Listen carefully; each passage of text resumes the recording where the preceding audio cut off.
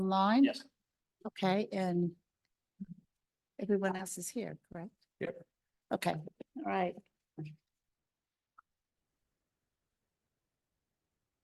I'm here, Mrs. Johnson. This is Justin Wogomuth. I can't, whoever's talking to me, I Yeah. can't hear you. This is Oh. Justin Wogomuth. I'm here. Okay. And Mr. Wagner's here also, online, correct?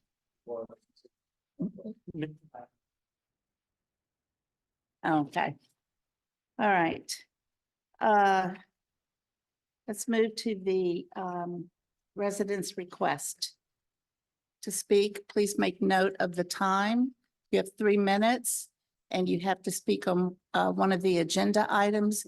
And that would be from the Education and Program Committee and also from the policy meeting, even though we're having the education and program portion meeting first. We'll take a break after that and we will come back and do the policy next. So just so you know what's coming ahead. All right, Mr. Graham. Our first speaker this evening is Dan White, who will be followed by Dave Miles.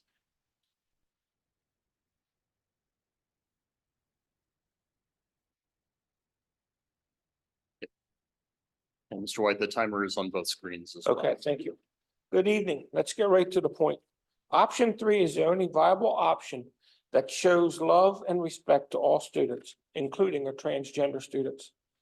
As I said at the last meeting, my son is transgendering to a female. So I asked him how he's going to handle bathroom situations because he's going to have to deal with what students are dealing with here at school. His response to me was this. He goes, "Dad, I'm not a pervert. There are perverts out there who want to just use an excuse to get in to see a girl, or girl perverts who want to see a boy."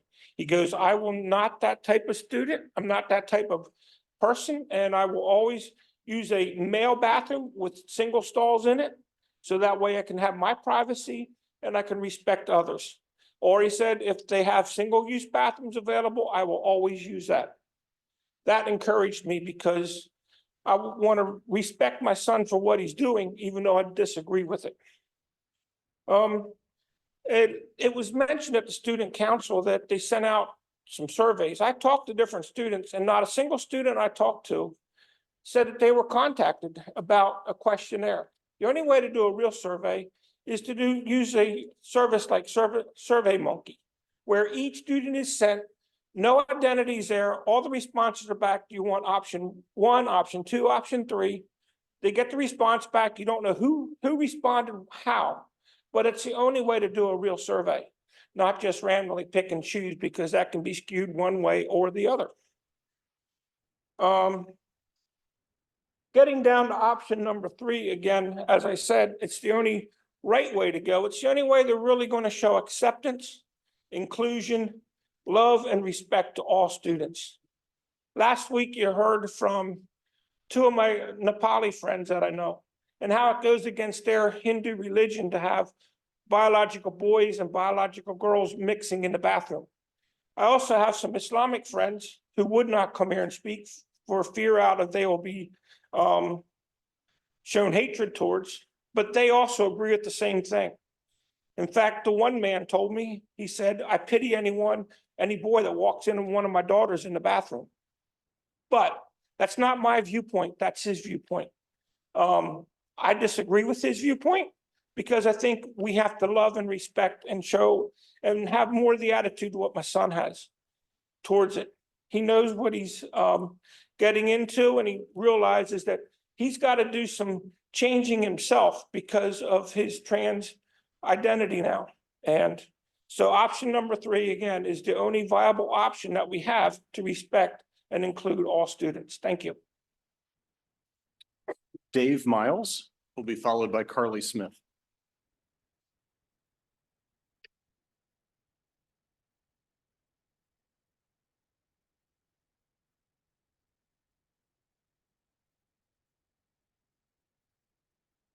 Good evening. I stand today in support of the current bathroom policy for Hempfield. I think that changing it is just not needed. Just to be clear, the trans community is not anymore susceptible to any type of crime than the community at the large. There's never been any study to show that having single-use gender bathrooms reduces crime rate at all. To change the current policy is just not needed. You heard the student council, and I have two daughters that go to Hempfield, and they both echo the student council's sentiment as well. The student body doesn't think that it's needed. They don't have a fear of having transgender kids in the bathroom. They don't think that their privacy is being violated. They don't think that their religious liberties are being violated. It's just not a change that needs to happen. Furthermore, so you're an educational institution and a community. If the student body is telling you how they want their school to be run, you should listen to them. And making a change in this policy is just going to teach our kids the wrong message. What happens when the kids go out into the real world and they run into somebody in the bathroom that has a slightly deeper voice than they're accustomed to, or wider hips than they're accustomed to, or they have a coworker that is transgender and openly transgender? Are we teaching our kids that it's okay for you to be fearful of these people in public places? Are you telling them that it's okay to go up to their supervisor and be like, I feel uncomfortable working with this person?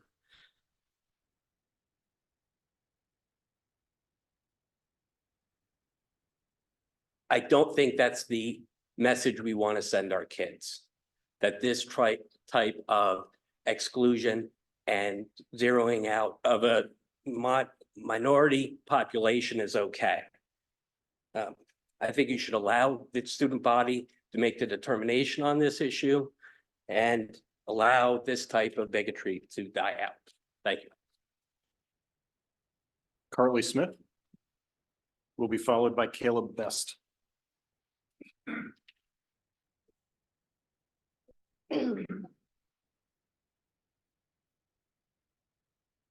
Hi, my name is Carly Smith. I reside at 754 Broad Boulevard, and I'm a small business owner and a resident of East Hempfield, as well as a parent of two recent grads and a third child with special ed needs who, from the inception of her school age years, has not attended classes within the district.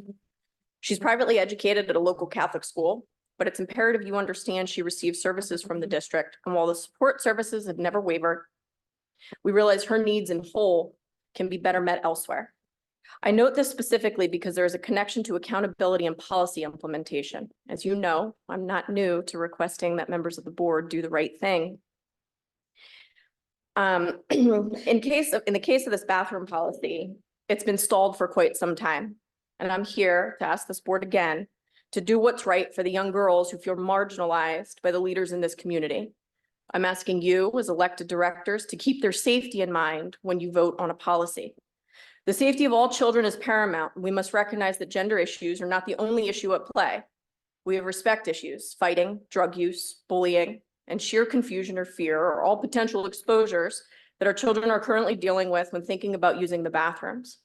With 13 single-use restrooms and less than 0.008% population of children in the district who identify as their non-biological sex, it seems a fair request to pass a same-sex bathroom policy, especially if reasonable accommodations are included for multi-user facilities. Other districts throughout PA have policies that do just this and yet do not undermine the privacy of others. Let me be clear, the others are 99.92%. I encourage you to stand by your word when you said that you would vote conservatively for our girls, because their rights don't end with sports. Adhering to policy and accountability is the biggest challenge any employer holds once implemented. Keeping things straightforward is helpful for all involved, including language that would allow an administrator the ability to use temp closure of facilities in certain cases, and that could be very reasonable. However, pandering to less than 1% has never been found to be beneficial. Policy is never based on want, but actual need. I'll further note, marginalizing girls who simply want to feel safe and know they are safe without questioning male voices or the presence of a bio male in a bathroom Trans issues aside, there are real challenges if you allow opposite sex adolescents to share restroom facilities specifically. It's irresponsible for a multitude of reasons. Some may even argue negligent. I deal with risk all day as a safety professional, and I can promise that none of you want to play the odds with their safety. Please do right by our children. It's your duty to implement a policy that protects them. Thank you. Caleb Best will be followed by Michelle Wilson.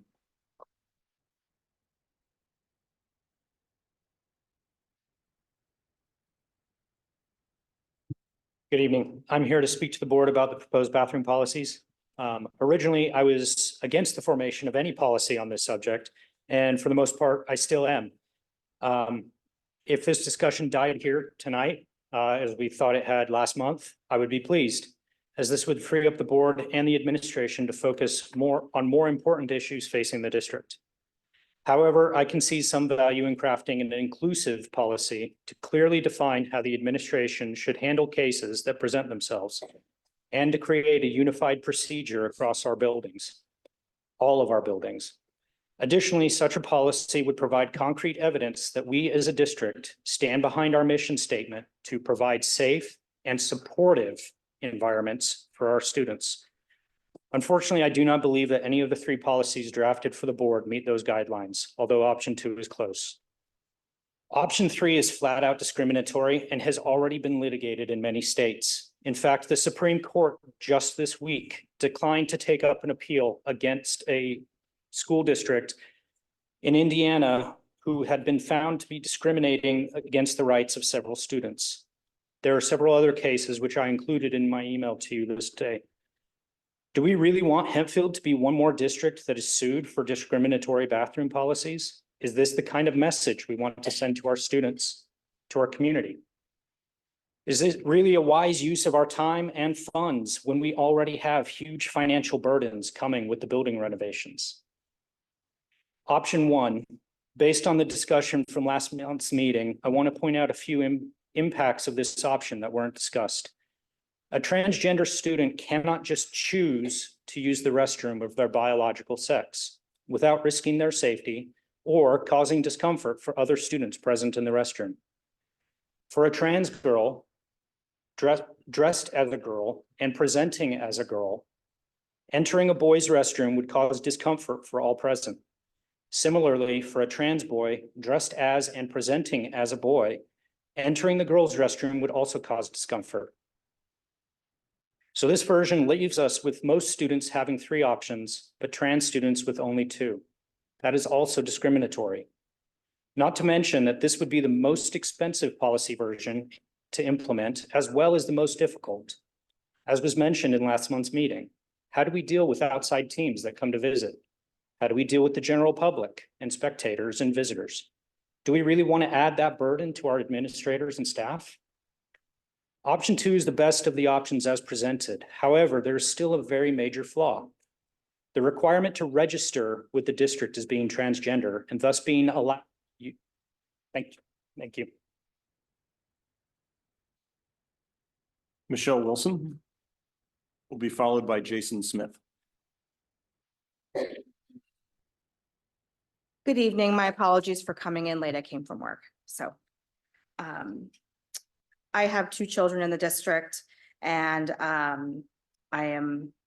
haven't been to a meeting in a long time since COVID, but this issue has really begged the question of sense, I think is what I'm trying to say. Because we're worried about a small percentage of students that are transgender that have never posed a threat or a risk or caused harm to anyone and probably won't. Why aren't we concerned, or why aren't people worried about the students who identify as gay or lesbian and using the bathroom because they're sexually attracted to those same people that they're sharing the bathroom with? Wouldn't that be a concern? The way the bathrooms always have been. So the bathrooms right now are standard, and then there is single-use restrooms within the building. Why is that not an okay answer? Why can people who, my comfort is not your problem. Safety is our problem, right? It's not your job to make everyone comfortable, right? But keeping people safe is our job, right? So I'm struggling with I don't understand why how it is right now is not working. And what are we concerned about too is multiple feet being in stalls at one time. People smoking and vaping in the bathrooms. My daughter is a student at the high school and has reported that the transgender female who uses the female restroom goes in there with her friends and smokes. That's the problem, not what's in her pants. The fact that they're smoking or vaping in the bathroom is the problem that we need to be addressing. So what about the transgender males? I keep hearing about transgender females that everyone's so afraid of. Well, there is a transgender male that uses the men's locker room for gym class. I don't hear anyone talking about that ever. Is that not a problem? Or because she has a vagina, she's not a threat, so we don't care. Like, I just don't, nothing makes sense to me. And I'm just really struggling with that. And I think we're making a problem out of something that isn't really a problem. This district has plenty more things that we can put our time and energy and focus on. Transgender students using the restrooms that matches their identity that they live with every day. And the importance of helping ensure that like all students are safe is what our priority is. And we want them to be able to come to school unafraid and learning and free from bullying. Every student. Every single student needs to be able to come to school and feel safe and feel like they want to learn and not be mistreated or bullied. So, thank you. Jason Smith will be followed by Faye Skaya.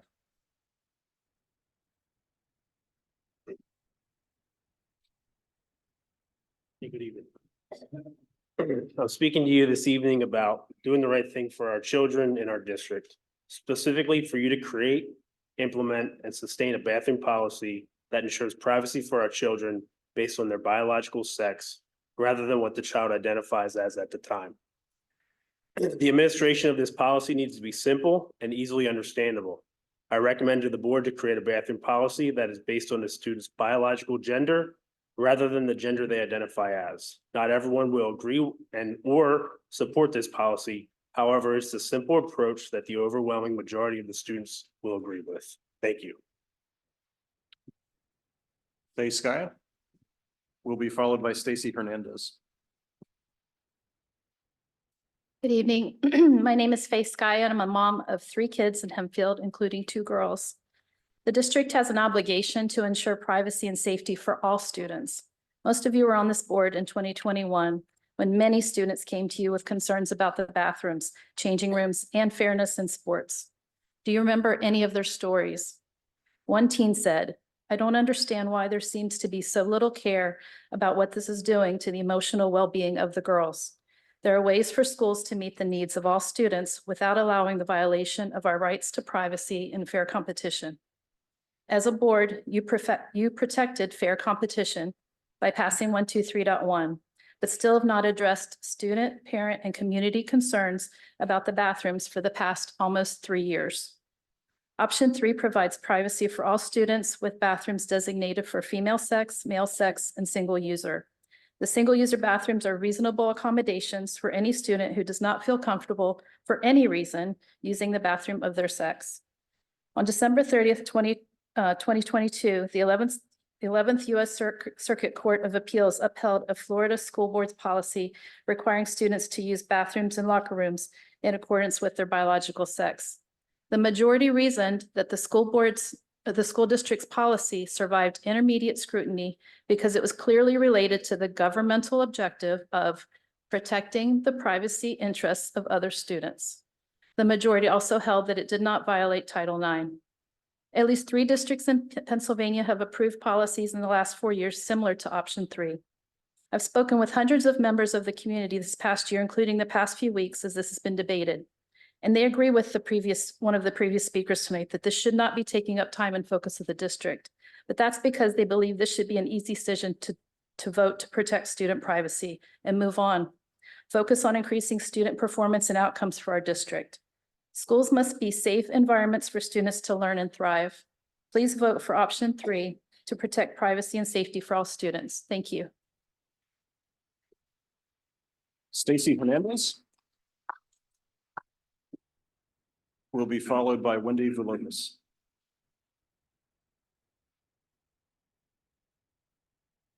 Sorry about the phone earlier. Do not disturb doesn't work for your kids. All right, good evening. Tonight I'm here to speak about facts. Since the beginning of time, men and women were always separated when it came to bathrooms, dressing, and bathing. And almost all religions have some kind of commandment or law that they must follow in this manner. In our district, we have many religions, and if you combine them, that makes up a big majority of our people. It does not matter if a person feels a certain way. Freedom of religion is covered under our Constitution under the First Amendment, and not having the freedom of religion is going against the document that our nation was founded on. Kids don't understand this, and that's why they need to be 18 to vote on issues they don't fully understand. You can take a look at Christianity as an example, and this includes Baptist, Methodist, Pentecostal, non-denominational, Catholic, and more. God says in Leviticus and other places in the Bible that women should not undress or uncover one's body in front of a man that are not their husbands. This is also spoken throughout many other religions, including Muslim, Hinduism, Mormonism, Judaism, and others that are represented here at Hempfield. So in allowing biological males in a female bathroom and vice versa, you are breaking the First Amendment right of the majority of your constituents. I mentioned in the last meeting about the percentages. The middle and high school combined has over 3,300 kids, and that amount you have less than a handful that are mentally confused about their sex and what they want to use in the opposite bathroom. Those students were then given an option to use the single-use bathrooms. Percentage-wise, they have a bathroom availability more than the biological boys and the biological girls that have only a certain amount of restrooms, with hundreds of kids having to use each of those every day. The fact is, by letting kids in other biological sex in the opposite bathrooms, you're discriminating against the majority of the kids in Hempfield. Another fact is that you are now creating an uncomfortable and unsafe environment for all the kids. As mentioned before, there are many females who have stopped eating, drinking, and holding their pee just because they're scared to use a bathroom because of a biological male that walks in. Why change something that has worked for thousands of years? Some of you may need to pull yourself out of the political and social realm to think on actual facts about this policy. Option 3 has always worked when enforced and doesn't cost a penny from the residents to implement. Just think, if the ones who are trying to use the other bathrooms don't use the single-use bathrooms that they were provided, it's not about bathroom use at all. Thank you. Wendy Villalobos will be followed by Jennifer Meyer. Good evening. I've lived in this district for 34 years and paid taxes for 34 years. And I'm here tonight about the bathrooms. I would like the board to put in place option 3. And I'd like to say first that everything Carly said, I would repeat, but I'm conscious of the time. So let me just give you a couple other things I think you should. I know your job is to listen to the community, and you have to weigh the good, the bad, the pros, the cons, and any type of potential liabilities. A couple things to think about is beyond the school day, when there are sports and you have parents in the building for a basketball game or a wrestling match. What are you going to do if a 52-year-old decides to walk into the ladies' room or into the girls' locker room? I think you have to be worried about the precedents that you set if you don't have a clear policy. Whereas if you have a clear policy, I think you have recourse to go in and pull that person out of that bathroom. So it goes beyond just the school day. And again, I think that if we had half the student body who is not comfortable with their birth sex and the other half not, it's a different conversation. But I didn't realize we had 13. I thought we had something like 6 bathrooms, and we had 12 or 15 kids vying for 6, but we have 13 bathrooms. And I hear that we might have 12, students who aren't comfortable. So again, for the population of the school, I think, you want kids to focus on their education and learning, not be worried about who might be in the bathroom next to them. I can tell you that I now, when I go into a public restroom, take inventory before I go in a stall. I do walk along because I've had people tell me stories about males in the ladies' bathroom, especially in the city of Lancaster. So as far as lawsuits go, there's lawsuits on both sides. The case that I think Faye just spoke about was St. John County in Florida, and they won that appeal 7-4. So there's 2 cases that have recently been filed. They haven't been heard yet. There's a lot of litigation, but I think the easiest well, I mean, a real easy solution is just to do what Red Lion School District did. And in their policy, which I have here and I can send, they reference that it is Pennsylvania state law to provide single spaces for male and female. That's right on page 1 of their policy. So I would ask that you adopt that policy and that we move on so that people can focus on what they're really here for, which is to get an education and to be meaningful contributors to our community and to society as a whole. We're so off course of what public schools were meant to be. And I would just love to see us get back to what it was when my son graduated in 2014. I was delighted with the focus at that time. I feel like all these social issues have taken us way off course. Thank you. Jennifer Meyer will be followed by Michael Rush.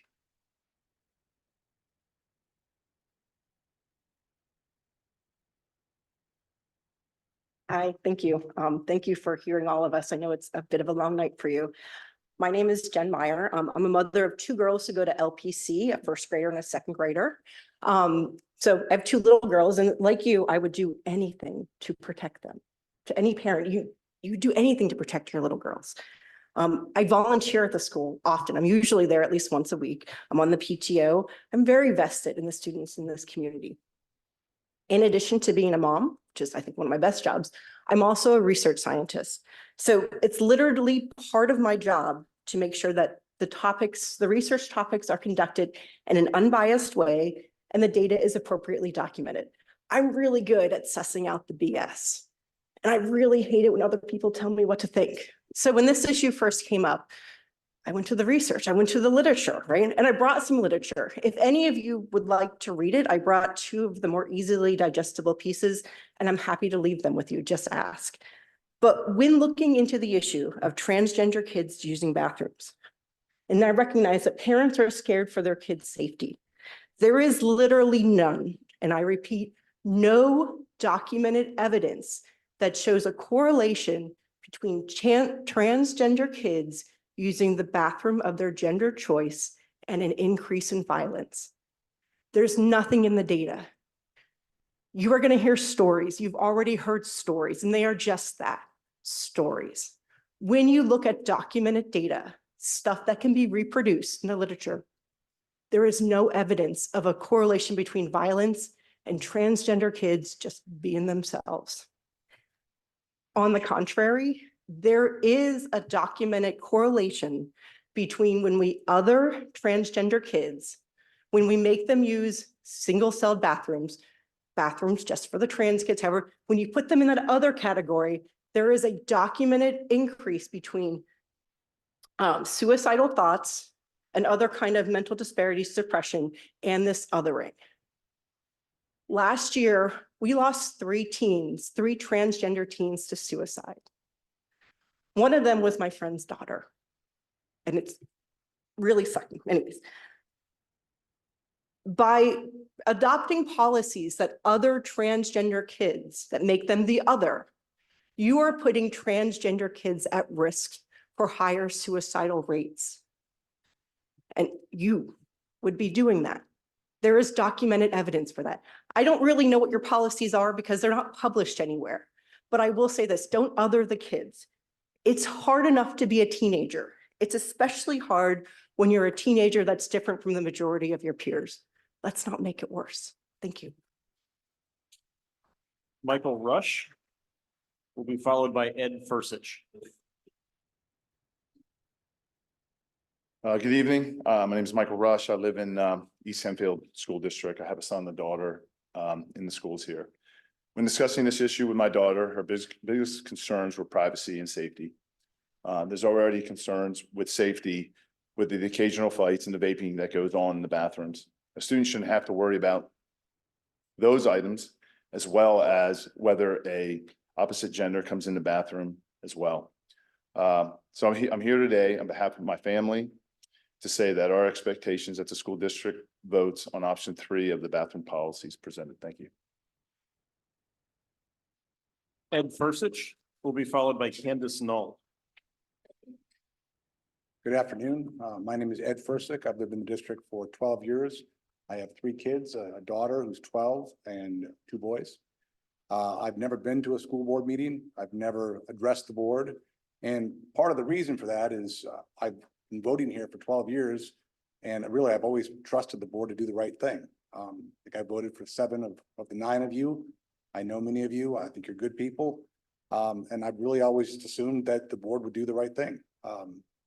So I was concerned when I found out about this bathroom issue, and I haven't been following it closely, but in looking at it and in looking at the 3 options, I'm frankly surprised that this board would even consider option number 1 or option number 2.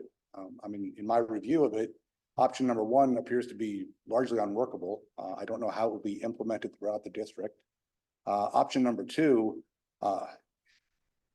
in addition to completely violating the privacy of the students, I mean, you want to talk about litigation, you're asking the school to determine whether basically a person who claims certain gender identity is being truthful. I mean, you're asking a school to do that on a case-by-case basis, and that's going to invite litigation. I think there's a misconception here that people who are advocating for option number 3 are anti-trans. And I would say that almost everyone, myself and everyone who advocated for option 3 tonight has a great deal of sympathy for kids who are dealing with gender dysphoria. It's a hard thing to go through. But I think option 3 is an option that can address that and can make accommodations for those kids while still respecting the safety and the privacy of all the other students. So thank you. Candace Null will be followed by Kenny Wenditz. Hello, my name is Candace Knoll. I'm a resident of East Hempfield Township and a taxpayer. I support option 3 for the facilities for the students. I believe it is really mainly a privacy issue. I think my one neighbor had told me that she was recently in a restaurant downtown Lancaster and went into the ladies' room, and while she was in the stall, she heard 2 men in the restroom and was quite concerned about her privacy there. And she is in her 60s and a mature person, confident in herself, but she was concerned about her privacy. And I think of teenage girls being their age and concerned about their privacy and still maturing. That is a difficult issue for them. I understand also that many of them restrain from even using the bathroom during the day. And how does that affect their health? I know that it's been discussed before here about gender dysphoria. And I know that a small percentage of children have it at a very early age, and mainly it's boys. But I also know that from reading and understanding, and you've probably heard it, that 70% of those children will outgrow that.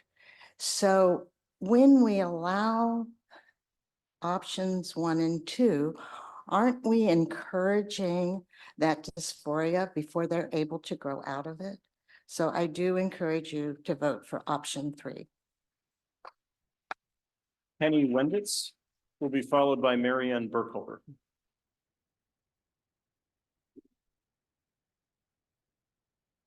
I have 4 kids in the district. When our kids get home from school, my wife and I ask them how their day was, like all parents do.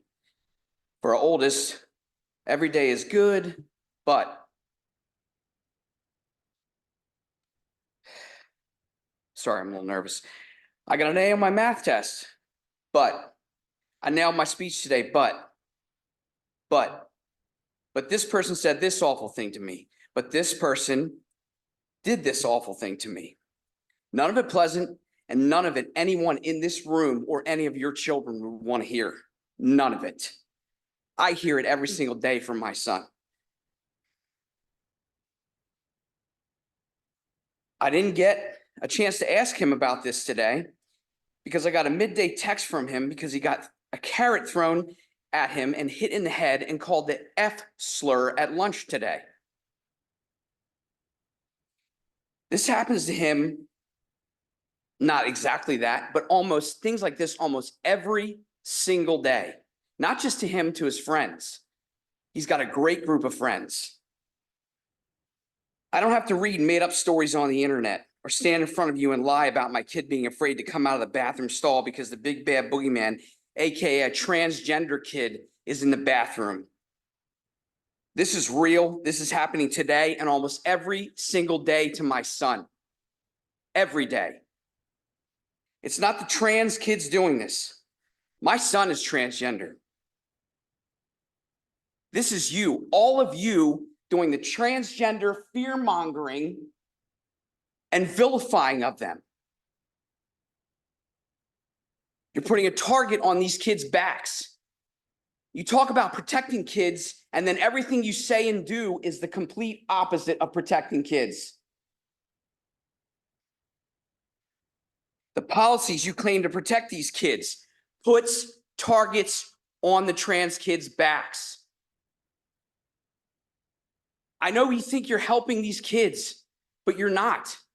And yes, it might be a small percentage of kids. It's my kid. I see it every day. It was a good day, but hurts. Hurts me and my wife every day. He's not doing anything. He's trying to exist and he's trying to live every single day. The bathroom issue is not an issue at all, except brought up by you parents. Or not parents, all these people with an agenda. Kids aren't worried about trans kids using the wrong bathroom, but trans kids are worried about using the school. He can't even walk down the hall. He gets taunted in classrooms. Sorry, your time is up. Thank you. Marianne Burkholder will be followed by Karen Lockard.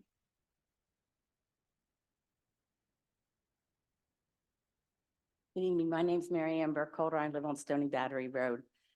I can sympathize with the gentleman that spoke before. I don't have anybody in my family transgender, but I think that we can change the system. I think that option 3 is the most appropriate option that covers everybody, that it would take care of the girls if they feel uncomfortable, which I think they do. Girls feel uncomfortable going in the girls' bathroom with girls sometimes. So, and I think that the idea of changing it is just not a wise choice at this point. I think maybe more studies later on the, and as we see how things go. But for right now, I think option 3 is the best option that is the most generous for all concerned. Karen Lockard will be followed by Liz Bender.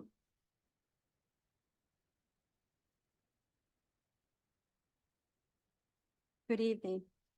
I am here tonight, basically representing my granddaughter. My granddaughter goes to Hempfield High School, and she did not come tonight because of the bullying and everything that goes on at school. She was concerned about coming here and speaking out. So I said, would you write down what you would like to tell everyone? So that's what I'm here to tell you is what she wrote down. She says, I'm in 9th grade. I'm a 9th grade student at Hempfield High School. How do I feel about bio boys or bio girls in opposite sex bathrooms? Well, honestly, I feel like this shouldn't even be a question. I understand that you are who you are, but it matters when girls and boys feel really uncomfortable or feel unsafe, especially amongst girls, bathrooms and locker rooms, because people are changing. Some girls and boys don't even want to change in front of kids of the same biogender. We already have vaping and fights in the bathrooms all the time that are not monitored, and bullying. It just doesn't seem right to me. And I am sure if you ask other students their standpoint, they will agree with this statement and maybe my solution. My solution for this argument would be, in addition to girls' bathrooms for bio girls only and boys' bathroom for bio boys only, to add more universal single bathrooms for anyone, so no one feels unsafe or uncomfortable, and everyone will enjoy their time here at Hemphill High School for years to come. Now, this is her letter and her solution, and she deals with this every day. She comes home and has stories also. How she feels about what's going on at school, how uncomfortable she is about going to the bathroom. And as you heard from some others here, where the young girls don't even want to go to the bathroom. They will not drink during the day, so they don't have to go to the bathroom, which is very unhealthy for them. And, you know, and she's very conscious of how everybody else feels. She's a very sensitive young girl. And she does not care what somebody calls himself to be. Just like she's been brought up to love everybody and to treat people with respect. And that's what we need to be doing. Each of us treating each other with respect. And I mean, all these years, we had policies in place. What happened? Thank you. Your time is up. Liz Bender will be followed by Mike Kuhn.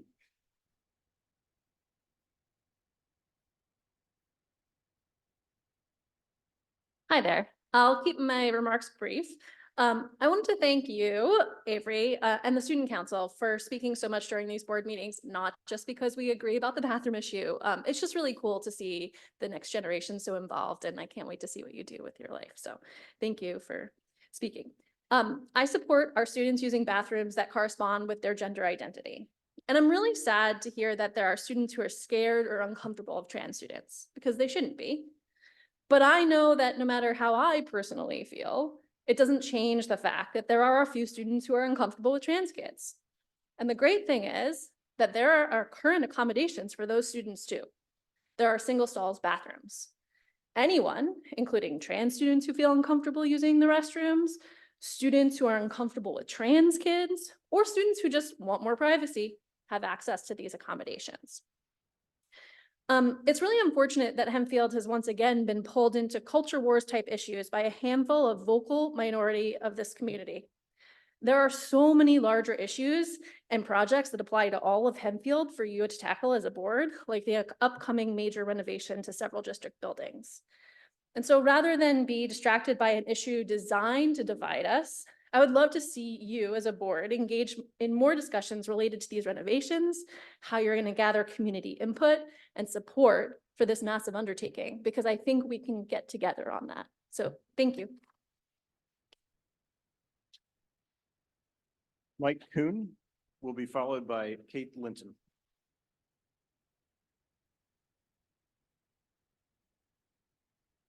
Today, I would like to address a topic that is crucial for fostering inclusivity and understanding in our schools.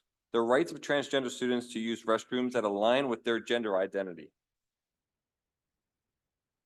It's essential that we create an environment where every student feels safe, respected, supported.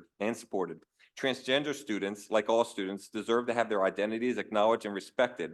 Restricting restroom access based on assigned sex at birth can lead to feelings of isolation, anxiety, and discrimination. And it is our responsibility as a community to ensure that our educational institutions are spaces where everyone can thrive. Studies have consistently shown that when transgender students are allowed to use restrooms that match their gender identity, their mental health improves and their overall well-being is positively impacted. Creating inclusive restroom policies is not only about compliance with anti-discrimination laws, but also about promoting a culture of empathy and acceptance. Critics may argue that allowing transgender students access to the restroom of their choice could create discomfort among other students. However, it's crucial to recognize that transgender individuals are not a threat, and their rights should not be sacrificed for the sake of unfounded and illogical fears. In reality, however, lesbian, gay, bisexual, and transgender students face the greater risk of harassment and assault, especially transgender students, and supporters say the bathroom discussion should be focused on protecting their safety.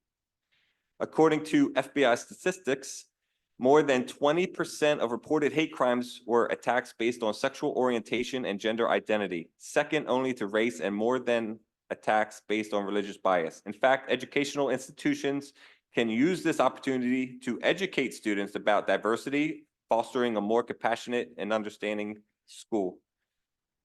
There is no evidence that letting transgender people use public facilities that align with their gender identity increases safety risks. According to a 2018 study from the Williams Institute at UCLA School of Law, the study was the first of its kind to rigorously test the relationship between non-discrimination laws and public accommodations and reports of crimes in public restrooms and other gender segregated facilities. They found no correlation. So promoting the rights of transgender students to use restrooms that align with their gender identity is not just a matter of policy, it's about creating a culture of inclusivity and compassion within our schools. Let us strive to build educational environments where all students, regardless of gender identity, can focus on their studies without fear of discrimination. That's it. Thank you. And our final speaker this evening is Kate Linton.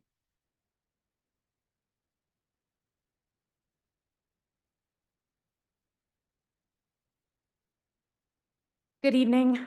I'm here to comment on policy 711, surprise. First, to student council for taking the policy information, discussing it with your peers. Thank you. Your report was thorough, thoughtful, and I really appreciated hearing what you all had to say about the issue. This is a policy that directly impacts students and your voice matters. To the board and our administration team, I want to remind you that Education Law Center states that sex and gender-based discrimination in students' facilities access violates state and federal law. In case you missed that analysis from ELC in your inbox, I've taken the liberty of printing a copy for you to review after the meeting. I'll leave it here. I emailed my thoughts to most of you after the last meeting when this policy was discussed. Tonight, I want to share just 3 points about the policy in general. Not any one part of it, just all of it. 1, enacting policy around this issue right now is unnecessary and in some cases irresponsible. There are capital improvement decisions to be made and federal Title IX decisions that will be communicated in the coming months. Be practical. Now's not the time. The district's current practices, number 2, are in line with court rulings, not number 2 in the policy, my number 2.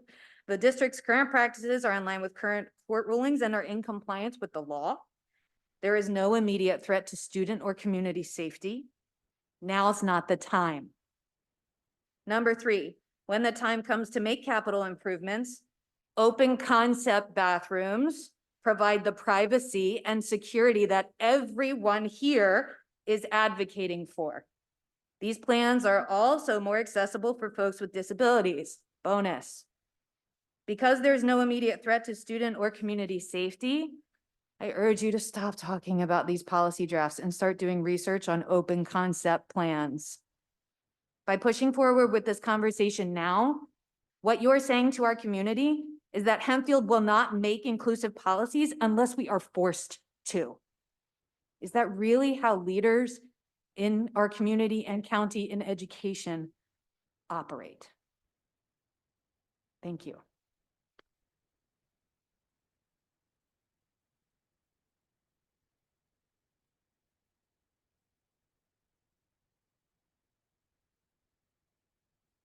Thank you. Next, we have an update from Mr. Hoffman.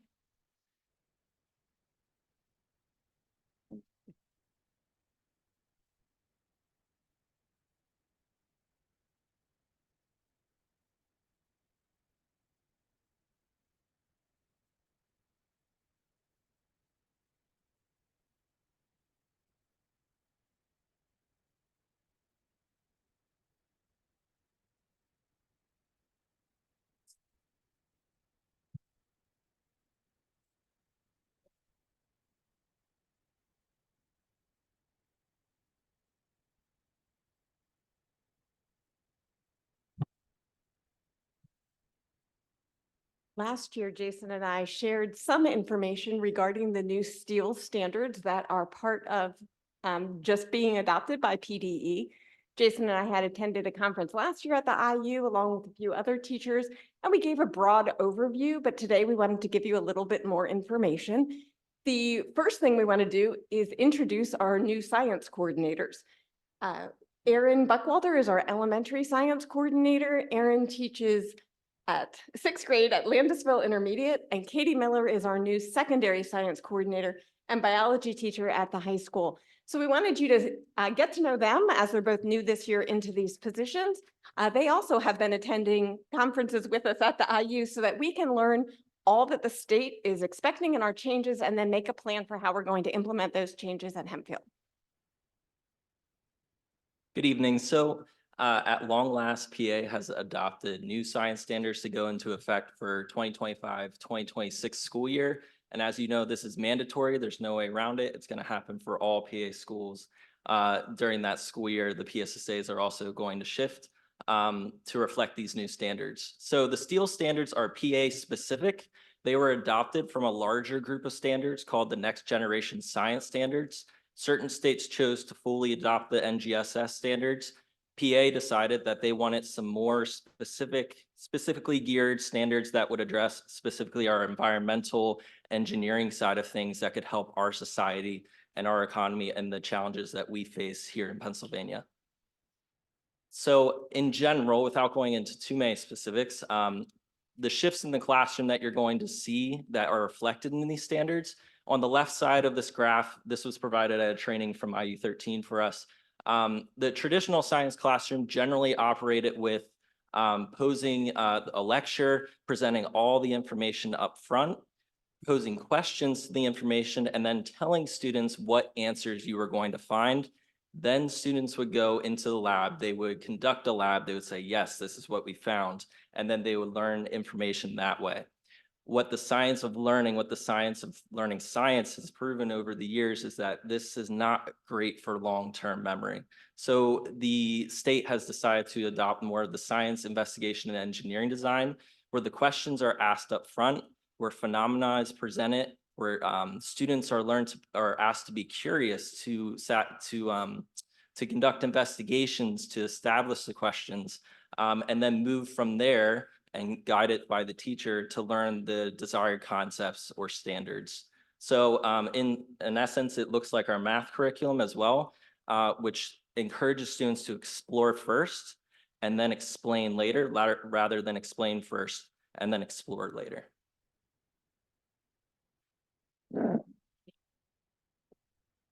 Mr. Gregory, if you can go back to the previous slide, the embedded assessment. How will you measure student mastery? Like, what does embedded assessment mean? So we were provided several different options for that. So if you look at the PDE SAS website, they do have some options listed for that, but some of it will not look all too much different in that there still is going to be assessments at the end. There's still going to be different questionings. The PSSAs for the new science standards, while we are not released completely yet, much to everyone's disappointment, they will be a lot more scenario-based and not so much just knowing the vocab word and spitting it back in that sense. So it's a lot more integral in that sense, but. So that's Yeah. the PSSAs, but for purposes of your own grading, if you're not, will you still be doing tests in the traditional sense? I think that the shift that's on here that relates to embedded is the idea that instead of always just assessing at the end, there is much more of an emphasis on the process. And so while, yes, we will still have tests and we'll still have labs in those formal ways for our final assessments, that emphasis becomes more process. So we're looking at assessing student thinking, not just the end product. Okay, but you still will be, I want to make sure I use the correct jargon. There will still be summative assessments, i.e. test. Yeah. And that will help determine the student's grades for report card, class rank, graduation honors, things like that. Right, those things, we're not getting rid of end of unit assessments. Those Okay. are still going to be there, but the Okay. emphasis is not only on that, but also on the entire process. Okay, thank you, that's helpful. Mr. Keener, and for summative assessments do not necessarily always mean tests. They can be different things. I mean, you could be doing a project at the end of something to prove that there's understanding with this. I think we have to think beyond just what you and I went to school with, that you get a test at the end of the whatever unit. Thank you, Mr. DiMaio. And I want to echo too, with going in for the ELA elementary observations, Like I sat in on a Socratic seminar in 5th grade, which sounds a lot like that embedded assessment. But man, these kids had prepared, their notes were like, whew. I mean, I learned about what they were learning because their notes were so detailed and they were proving it with the evidence they gathered just in a verbal manner with discussion with their group. So I like to see that it's not just math and science, but it's all learning, and that Hempfield's doing that across the board. So. I have some questions, but you can answer them at the end because I noticed there's a lot more charts. Just a as little well. bit. So, I'm concerned, I have questions about cost. I assume this means an all new curriculum, which we would go through similar to what we have done with piloting with our other. So when is that cycle? Is it off cycle? Is it going to be next year that we're going to be reviewing because it's usually ahead of an implementation? Or maybe I'm wrong, maybe it's going to be 25. So when is that cycle, our curriculum review cycle going to be? I apologize, I don't know what year, what happens, and it switches around sometimes as well. And approximately cost, does this mean we need more lab space? We haven't even talked about middle school and high school, which is usually, not that I know much about, and I went to school years ago when the labs were really pitiful. But that the labs would be more elaborate, which we would include in our planning for our building. Although maybe nothing's going to happen until a building actually is renovated or built. I don't know about middle school, and I assume elementary school, take place around their table work and in their classroom. So what's the cost of all of that per grade, like for the ELA I don't remember how much the math was, but the ELA K through 6 is going to be about $1.5 million for 6 years. Is that correct? So those are the kinds of questions. We have to do whatever, and I assume as you go through the review, what you're going to pick is going to come in line with what the standards are that the state has. And eventually you'll get the PSSA questions and things will be more clear as you delve into that process. So those are kind of the things I'm more interested in than I know you're going to figure out how to do it and to do it well, because that's what we do. I want to know how much it's going to cost, when the review cycle is going to be, things of those types of questions are what I'm concerned with. I am absolutely certain there will still be assessments like we already have 3 or 4 times a year. So at least for the elementary and whatever we do within the upper grades. So do you know that information right now or not? You asked a lot of questions there at one time, so let me It's start. basically dollars and cycle. Right, so let me start with secondary, because at the secondary level, we are out of cycle for writing right now. We were in the writing cycle 3 years ago, I think was when we started. We knew these standards were coming, but we didn't have them yet. So when we started writing the curriculum at the secondary level, we were using the NGSS because we were expecting Pennsylvania to be adopting something very similar to that. So we started already thinking about those standards. Then Pennsylvania came out with a draft of the standards, and we used the draft of the standards, which didn't have any numbers in it, which made our curriculum writing a little tricky because we were trying to work with language that wasn't final, but we already had this in mind. So we were already working through that. We have selected some new textbooks already, I think 3 years ago for biology. Is that right, Katie? And also in the middle school. So we're not looking right now at huge changes at the secondary level for materials. We have some AP books that are up for renewal, but our AP classes are kind of separate from anything that we're looking at with the NGSS because we're following those. So those would be normal things that would be part of renewal regardless, that have nothing to do with the standards. At the secondary level, again, because we've been prepping for this gradually and we're making small steps in this direction, I don't see a massive new expense because we're prepping for it. And we're also doing it slowly because we haven't seen the test yet, and because we want to make sure that we're doing backward design and preparing our students for the test. We want to make sure that we see them before we make sweeping changes and invest a lot before we're actually seeing what the state's expectations are. Katie, do you want to add any more to that secondary piece? I would say that we're starting those small steps, and a lot of the focus for the NGSS is looking and making the observations before getting the content. And then we're going to take, oh, look, this is what we've observed. Now let's see how that applies to the content. So I think one of the first steps that we're going to be taking is a lot of the labs that we already do that are really great labs, we can flip that where we put them in our units. And so those are some of the small changes that we're starting to make. We already budget for those labs. We already, little tweaks here and there. We really want to take the time to look through the standards. Previously, the state had given us eligible content for the Keystone. There's no secondary piece that gives us the eligible content because they're telling us everything is eligible. So we are needing to sort through that. And so as Kathy stated, we don't want to make these sweeping changes when we have very good labs that cause them to think. We just maybe need to look at how that unit is arranged first. And then as we get more information, we can make more of those changes to better reflect what the kids need to be able to do for the assessment and how we can continue to fine tune our instruction. So, correct me if I'm wrong, what I'm hearing is it's going to be a typical cost that it would be when we go through a cycle, when we go through the science cycle or the English, the ELA cycle or whatever we're doing. It's going to be approximately about the same that we would be spending regardless. We're not, we don't have to jump ahead and Elementary is a little bit of a different story.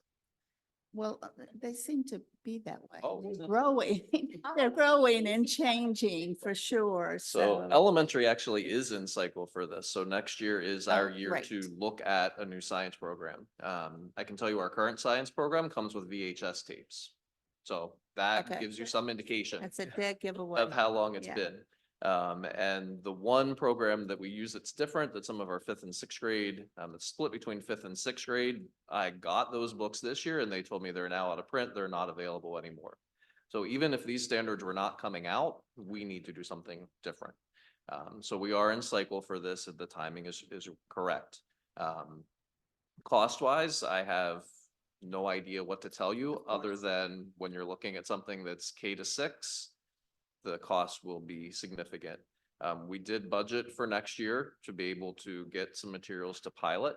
Mr. Buckwalter and I have been working on those and looking at some programs that address the state standards in the way that those shifts we're looking at. The screen that's up there now kind of looks at the 3 dimensions that are involved with this. And Mrs. Nicely sort of talked about this, so we're not focusing just on what kids know, but also what they can do and how they're thinking. So there definitely will be some new resources needed at the elementary level. Cost wise, I don't know what those are yet until we determine what program is going to work best for our students and teachers. It will not be $1 million plus like ELA is, just because we don't teach science every day for 90 minutes. But it will be a significant cost in the budget for that 25-26 school year.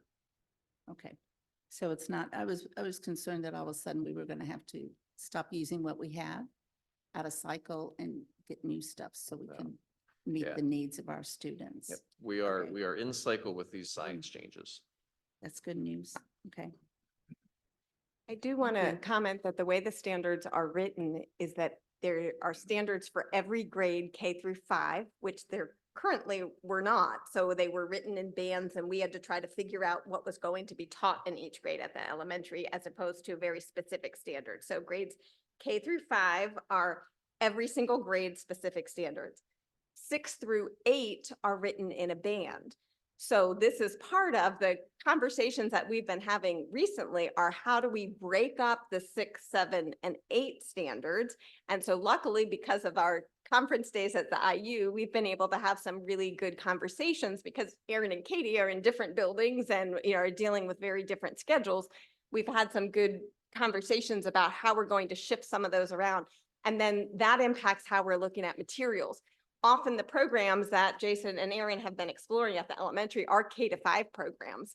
And so the sixth grade might end up being more in line with seventh and eighth, and there may be some different materials that we need to just make sure that we're hitting those at the right way. And the other piece to keep in mind, which we're going to talk about a little bit more, is when the PSSAs happen, and that's important in trying to make all of these decisions too. So I think we covered this last slide with the 3 parts of the standards. Every single standard has a part of what students do, how they think, and what they know. So instead of just looking at that, as I think Katie was talking about and Aaron was talking about, it's not just about what can you regurgitate. It's much more of, all right, how are we going to think through a process? Because we know that those thinking skills are what they need to be able to apply to whatever they encounter. So one more question, because we had this issue, I think, with math ended at 5th grade. How are you, not even really sure how to ask this question, but it sounds like that a lot of the curriculum now is coming in 6th, 7th, 8th grade block. And we want to make sure that the transition from that, just like we do to high school, is that going to be an issue, or you're going to have 2 separate curriculums, or you're changing like the middle school, like you, Aaron, you would be looking at the 6th grade and not the elementary? And maybe that's in the weeds for me, but Quite just to make sure it right. all flows. Quite possibly, skill-wise. right, quite possibly elementary would have a K-5 program, and then we would be doing something different in 6 that would flow into the would middle school. overlap then Exactly. with the schools. Okay. Exactly, which again will make sense as you look at the way the test will work, which is coming up in a little bit, but the test will now be, currently we test in grade 4 for science, but we'll be testing in grade 5. So that's the end of the program. And then we test in science again in grade 8. Remember, we don't test in science every single grade the way we do in ELA and math. So they'll be tested in 5 and 8, which makes more sense because at 8, they'll be tested on the 6, 7, 8 band, which is why it's so important that we do that coordination of 6, 7, and 8 and not treat it simply as elementary and secondary, but make sure that we're including 6th as we're doing that planning. The next slide just has a quotation that again really begins to emphasize what Aaron talked about and what we talked about with our math program, that whole idea of exploring before explaining.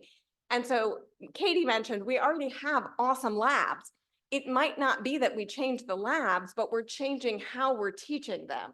So we begin with what this NGSS is always talking about, phenomenon, which makes kids curious and they start asking questions before we move into the content. So instead of traditional, we're just dumping information into you and you're regurgitating it on a test. Instead, we're going to take some time to explore and be curious and learn first, and then provide that information second. So that whole explore before explain is the principles that we're using in math, and we're going to be continuing that as this shift in science standards. So this slide breaks down what the content areas are for the steels. So that science piece really sort of summarizes what we typically think of as science: life science, physical science, earth and space science. The 2 pieces that are different in what Pennsylvania has done versus the NGSS are the second 2 columns. So there's more of an emphasis on technology and engineering, and then also environmental literacy and sustainability. So those are some pieces where the state has added some additional standards that Aaron was talking about earlier. On the next slide, you can see some of the timeline for testing. So this school year, things continue as they have been. The PSSA for science happens in grades 4 and 8 using the current standards. The biology keystone at the high school goes on as it always has. Next school year is when things change. So as Mrs. Dicely mentioned, the 5th grade becomes the year that begins to take the PSSA. So this year's 4th graders, luck out. They get to take the PSSA in 4th grade this year, and then next year in 5th grade. If you have a 5th grader, don't tell them that yet. Next year's 5th grade PSSA will test the new standards. However, it will not count because we haven't transitioned our curriculum yet. So that's them testing the items, seeing if there's any bias in certain items, seeing which items are fair, so that by the time we get to an operational test, we make sure that the questions are valid and reliable. 8th grade, same thing, new standards, but the test does not count. That means it doesn't reflect on teachers' PVAS data, will not reflect in any of our state report cards that we get based upon our PSSA scores. The Keystone still uses the old standards next year in that 24-25 school year, and those scores do count. Then the 25-26 school year, when the standards are required to be implemented, that's when the new PSSA is operational and does count in 5th grade and 8th grade. And the Keystone will also be aligned to those new standards at that point as well. Question. So if I follow what you're saying, you're basically at this point, especially with the PSSAs, because our current 3rd graders and our current 6th graders will be taking the actual test that counts when they get to 5th and 8th grade. So, and you'd even say this for Keystone, you're figuring out what are we teaching now that will meet these standards? What do we need? Yes. That And we don't have. correct. With it. And a lot of the emphasis in the new test is on thinking, analyzing, constructing. It is not a knowledge-based test. So it'd be more like the open-ended questions associated with the LA and math. Right. And so they will present them with a scenario and then provide them without outcomes. What would most likely happen in this situation? Or they'll be given an experimental design.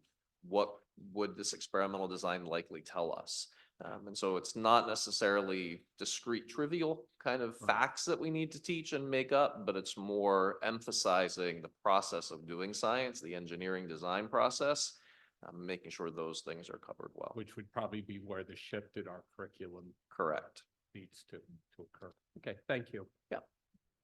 Who developed the steels? Is that the Pennsylvania Department of Education? Yes. And it was based on NGSS? Yeah. Who developed that? Oh, that was several national science groups that worked together to Okay. create those. So there were some scientists Yes, involved? there were. Engineers? Very much so. Okay.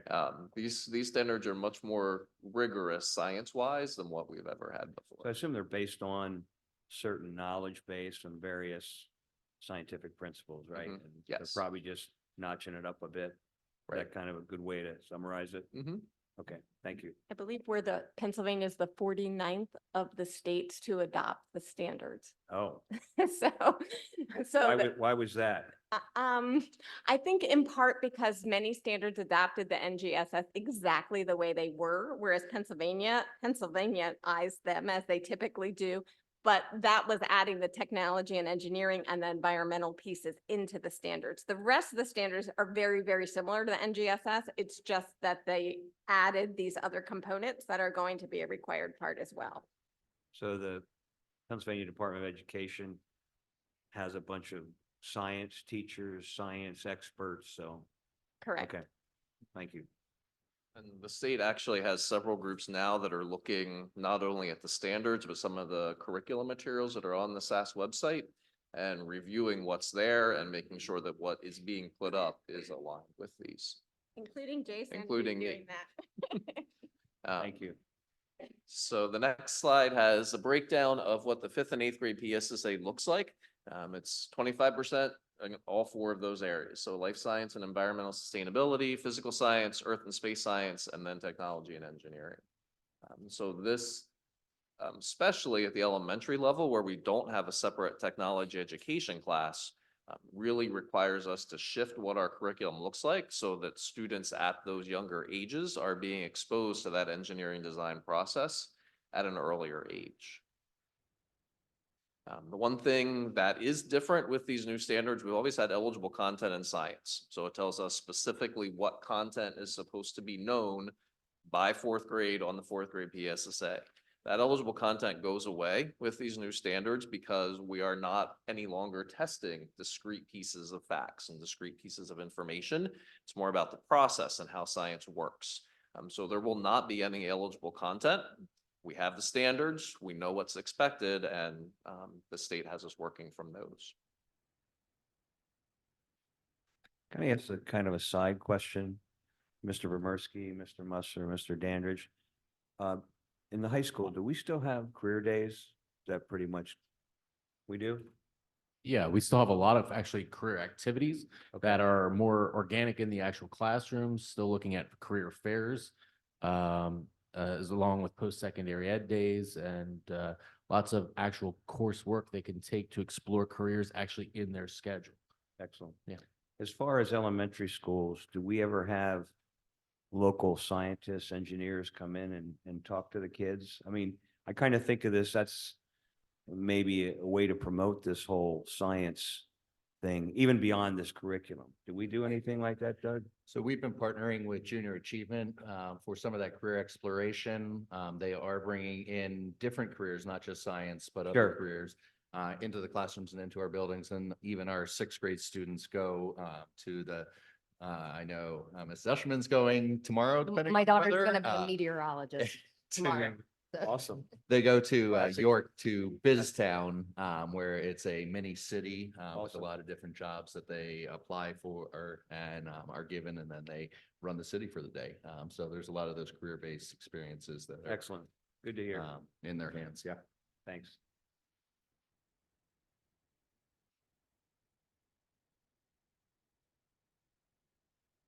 When we look at the steel standards of biology, we, again, there's no more eligible content. So we have the standard, that's what we're gonna be working with. Something that is unique to the life science that doesn't apply to the 5th and 8th grade is that the life science is 100% NGSS aligned. That's different from the elementary and middle school. So we have a little bit more resources potentially to pull from because it hasn't been Pennsylvaniaized in that respect. So it is different. And as Kathy mentioned, we are one of the last couple states to accept the NGSS.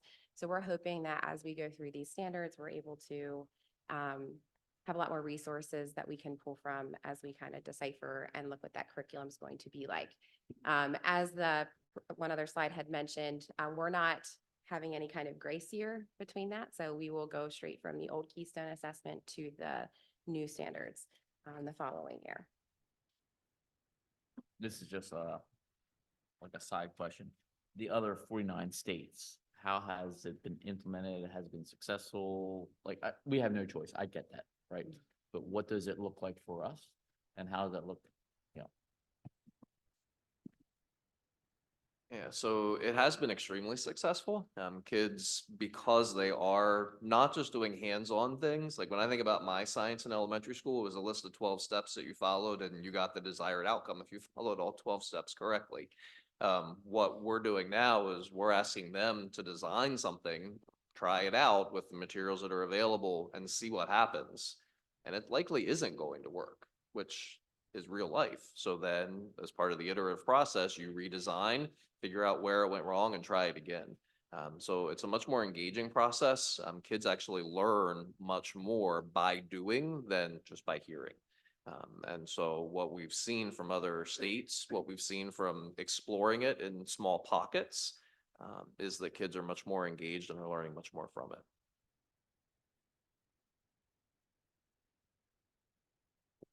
Anything else? Any other questions? Assume we'll be getting updates as you have them. More updates to come. I'm sure. Thank you. I just want to thank Aaron and Katie for jumping in as our new science coordinators, and we've adjusted this role. It's no longer K-12, but well, we're glad you're part of it.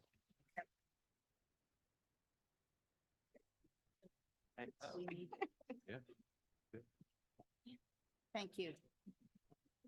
All right, next. Curriculum material updates. Okay. So last year about this time, we had come to you and presented that we desired to continue the Envision math program into the pre-algebra class in grade 6 and into the 7th grade classes at both middle schools. And so we did that for a year to see what that transition was going to look like, see how those materials were going to work for those teachers and for those students. That has been a success. And so we're bringing back to you just kind of an update with that and then costs for what it would look like to continue that for the next 5 years in pre-algebra and 6 years at the middle school. So for grade 6 pre-algebra, It's the Envision Math 7 Accelerated Program, which actually covers all of the 7th grade and 8th grade PSSA content. And the reason for that is those 6th graders go to 7th grade and take Algebra 1A, and go to 8th grade and take Algebra 1B. They take the Keystone at the end of 8th grade, but they also have to take the 7th grade PSSA and the 8th grade PSSA. And some of the content from those grade levels is not in Algebra 1A or Algebra 1B. So this makes sure that those students receive direct explicit instruction in all middle school level content before they get there. So we have about 150 students each year in 6th grade who are in the pre-algebra class. So this gives us print and online licenses for 5 years for that. 5 years because that puts pre-algebra in grade 6 in the same cycle as elementary math grades K through 6th grade general math. And the cost for that's $38,000. Mr. Hoffman? Yes. So if I'm doing some quick math here, it's 150 books and 150 online licenses, right? Divided by. It's about $51 a student. $253 per textbook? No, it's because it's over 5 years. Wait, it's what? Right, but books normally last more than 5 They're years. consumable textbooks. Pardon me? They're consumable textbooks. So the students write in them, they're Oh, workbooks. got it. Okay. Yeah. all right. So they're not more like workbooks, Correct. not hardbound volumes. Correct, yeah. Okay. And the reason you'll see the 6th grade pre-algebra ends up being about $51 a student. The 7th grade is about 44. The reason for that is because the 6th grade textbook covers 7th and 8th grade, so it's actually a much larger book than what the 7th grade book is. So it's actually 150 times 5. is the Correct. number of books. Okay. Correct. Thank you. Yep. So similar to what Jason was saying in 7th grade, we also are going to continue that transition. So we talked about the transition from 6th grade to 7th grade. So they will use the same program that they're using in 6th grade now in 7th grade. We've been using it this year and our teachers are finding some of the same reactions that we heard from the first year when the teachers were piloting at the elementary level, where teachers were saying, this is hard. This is a new challenge for our students. And it's the same struggles that we saw with our elementary students and our elementary teachers. It is hard. We're taking kids to the next level. It's harder material than what they had. And so they're having that productive struggle, which is exactly what we need to learn. And so we're pushing kids to that next challenge, and hopefully we will see the same kind of responses to improvements in PSSA scores that we saw at the elementary level. It's also important to remember that the change that happens from elementary to math is that they go from about 80 to 90 minutes of math a day to a regular period in 7th grade of 45 minutes a day. So we see that shift. So we're working through these new materials this year. Our teachers have been putting in an enormous amount of time to work through assessments and revise assessments and make it a way for our students to be successful. Again, that whole shift to explore before explain is a change in how our teachers have been teaching math. So we're excited to move forward with this program. In addition to the elementary math and into 7th grade, I also have several other books to share for approval, and these are all on the side table and will be on display until the next meeting. One of them is our college algebra book, and Mo Gambler couldn't be here with us today. But if you remember, I shared with you that we were changing our Algebra 3 Trig class to a new class. So we're just renaming that class to be a CHS college algebra class through HACC. And this class needed a new textbook to align with the new curriculum that we will be doing with this shift in classes. So the book that the math department selected is also by the same author and publisher as 2 books that you approved already for the new AP pre-calculus book and the business calculus book. So we're excited to see that kids will be using the same books. We're having great success with the resources available with these books this year. Mo, one of the math coordinator, is using the business calc book this year in his college calculus class, and he is so pleased with the resources that are there for students, and we'll see those same kind of resources with this college algebra book. which is approved by HAC for this class. Next, I'm going to turn it over to the BCIT coordinator, Andy Wise, who also was here a couple of months ago talking about the new college and the high school classes that we're doing in the business department. Thanks. We're going to introduce 3 courses and 3 textbooks that HAC uses. Introduction to Business is McGraw Hill textbook, Business 7th edition. Principles of Management is a 12th edition. Named Management and Marketing the same. Both those books from Cengage. The idea is to have 30 copies of the Introduction to Business, 15 Principles of Management, and 15 for the Principles of Marketing to be used until the life of those is up based on what HAC approves for their textbooks. And related to that, we estimated the number of copies based on what we think we'll get in enrollment, but enrollment is about to happen now with kids selecting their courses. So we're not going to order anything until we know how many kids are enrolled in the courses. And then the last thing that I have for you, again, Lauren Lewis, the secondary ELA coordinator, couldn't be here tonight, but she has 2 books for the English language arts selectives in grades 11 and 12. So remember, in grade 11 and 12, students get to choose from a variety of different thematic courses. And we bring to you tonight for the Modern Voices of Resilience, a book called All My Rage. And for the literary analysis British literature class, a book called The Last Bookshop in London. So I looked at this just because I'm more interested in that and understand it better than. You don't want to look at the math. college algebra book really closely. No, we could talk about that why later, but We'll let anyway, Mr. Maris look at that one. These are 2 separate courses or 1 course together. These are 2 separate courses. One of the classes, and these are classes that have been running since we redid, so they're not new classes, they're just new texts in those classes. So this book, All My Rage, kind of familiar with the last book in Bookshop in London. I was not with All My Rage. I really couldn't find much about it at my normal places to look. Just seemed really intense and depressing, incredibly intense and depressing. It did say there was some sexual content, but it was not explicit. It's I guess, implied. I read some selections about it. And again, it's a book of struggle. Was there particular, I realized resilience is the theme. What other books are they reading, or is this is just the book they're reading for this particular class? Correct. This is only for this class, for the resilience class. You can see that there's quite a list of books on here that the teachers went through and that I read as well in order to come up with this new book. It is a course of resilience, so every text that they read has some kind of struggle in it. And while the content seems heavy, it ends with resilience. It's all about getting the word through hope these was used. Exactly. Yeah. All of these are about getting through it. This particular text we really like because it has the triple narration.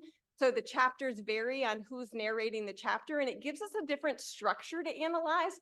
So with each of these selectives, when we're picking the text that we want to use, we're looking not just at the content of the text, but at the author's structure, because we are tasked with analyzing author's craft. And we can do that better when we have books that have different structures. Right, I did look at all that stuff. So the, All My Rage, and we did pass a library policy about books. So, and I know we didn't really address curriculum in that. So I assume if this is on the shelf in the library, that it meets those standards. That was one of the things I I'm could not sorry, point of find. order. I thought this was a curriculum, not a library book. No, but what I was saying, Mr. Keener, was if that book, does it meet the standards that we have for our library books where it could sit on the shelf of the library? Absolutely. And in And I fact, this, couldn't find that. That's why I'm right, this asking. book is in our library, and we have it's been incredibly popular, but the reason you're not finding a ton of resources on it is it was published in 2023. Right, it's not, it's a new Right, book. it's an award-winning book, Mhm. and we're really excited about using it. Yeah, it won the highest award No, for young, I know young it's adult award literature. winning. I actually did my research as much as I could, and there's a whole string of things through the various sites, professional sites, as well as Amazon, which I Absolutely. know the librarians hate when I say that, but so I was just want to make sure that it still suits with everything. It's a great book. You know how I even got a little teary, a little emotional. Dr. Musser read both of our Just saying, books. if you have some time over a break here, it's worth the read. Well, one thing I did read said they read it in one day. I'd never heard of the book, and I was trying to get hold of you, and I know you're really busy. I do want to read it, so I don't know if there's a copy here that I can take or not. There's one on display. I can get you Me- one from the library if it's not checked out, but there's a Okay. pretty Okay. good chance it's Copy checked out. tonight yet. Yeah, I mean, I don't want to have to buy another book to read that, that I don't want to keep on my shelf, which I've done in the might. past. I don't pull it think out. so. I'm trying to get rid of books, not going to accumulate them right now. Okay, so that's for one semester. All of our selectives are one semester Okay. courses. All And right. remember, students don't have to take the resilience class. They could take the British literature class Sure, I or know our there's- sports they literature have class or, Plethora of right, we have choices. many choices for our students. Okay, thank you. And I just want to say, I appreciate Mrs. Johnson's concerns for not exposing our students to things that might be disturbing or controversial, but I have great confidence in the ability of our students to read even the most mature, sophisticated text and explore difficult, challenging topics, and that's how we're going to learn. And Ms. Landis, I don't know if you have any thoughts, but are you confident that your colleagues at the junior and senior level can handle these books? Yeah, I've heard a lot about this course and that it's like popular, like people take a chance on it and they really come out liking it. So I think that the teachers and everybody has a good idea of what fits that course. And I also think our students are well prepared to read it. I do want to clarify, because I don't object to intense and difficult books at all. I just want to make sure they fit with what we have stated our standards are. This is a tough book, just from what I read, a few of the excerpts. It's a hard book to read. It's a hard thing to think about because it talks about immigrant families and what they've gone through. And having worked with immigrants myself, their stories are incredibly heartbreaking. And this author is receiving acclaim for how she puts that on paper for kids to read, and adults too. And the author has several videos on YouTube that are fabulous, that our teachers are already looking at resources. I didn't go but that far. Yep, hearing her story, if you're interested in more, is very powerful as well. Any other questions, or do you have anything else you need to present tonight? I think that's our last. Anybody else have any questions before we conclude this? I just have one real quick. I probably something I missed along the way. The courses that are doing from Hack, that's our teachers that are teaching it, correct? Correct. Anyone that is considered a college in the high school class means it's our teachers teaching the classes. So I just, there's only like, you're only anticipating like 15 students or less. What's the long history of these classes? Are they used or are they? So the 3 business classes are new classes. Okay. So that's why we're not certain exactly what kind of enrollment we're going to get, and we're starting small. Those are the ones that Mr. Wise presented a couple months ago that are going to be asynchronous. So, and he's the one who's teaching them because he's already an approved Hack instructor. He already teaches these classes through Hack. So we're not exactly certain what we'll get for enrollment, and so we're going to start small and then build as we need to. You're right. I'm sorry. I did forget about that. That was, yeah. Anyone else? Do you have anything else? Dr. Dandridge? That concludes our meeting, and we're going to take a 10-minute break. Thank you.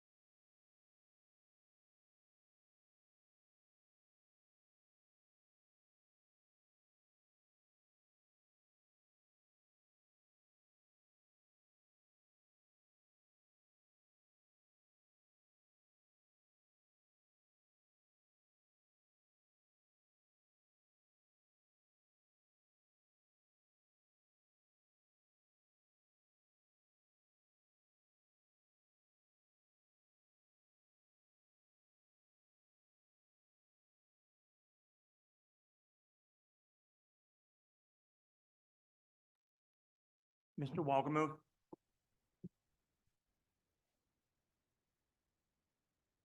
Mr. Wagner?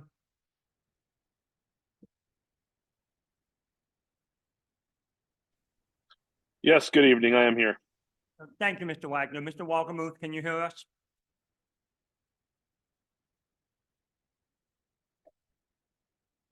Okay, I think we've lost Mr. Walgemuth. All right.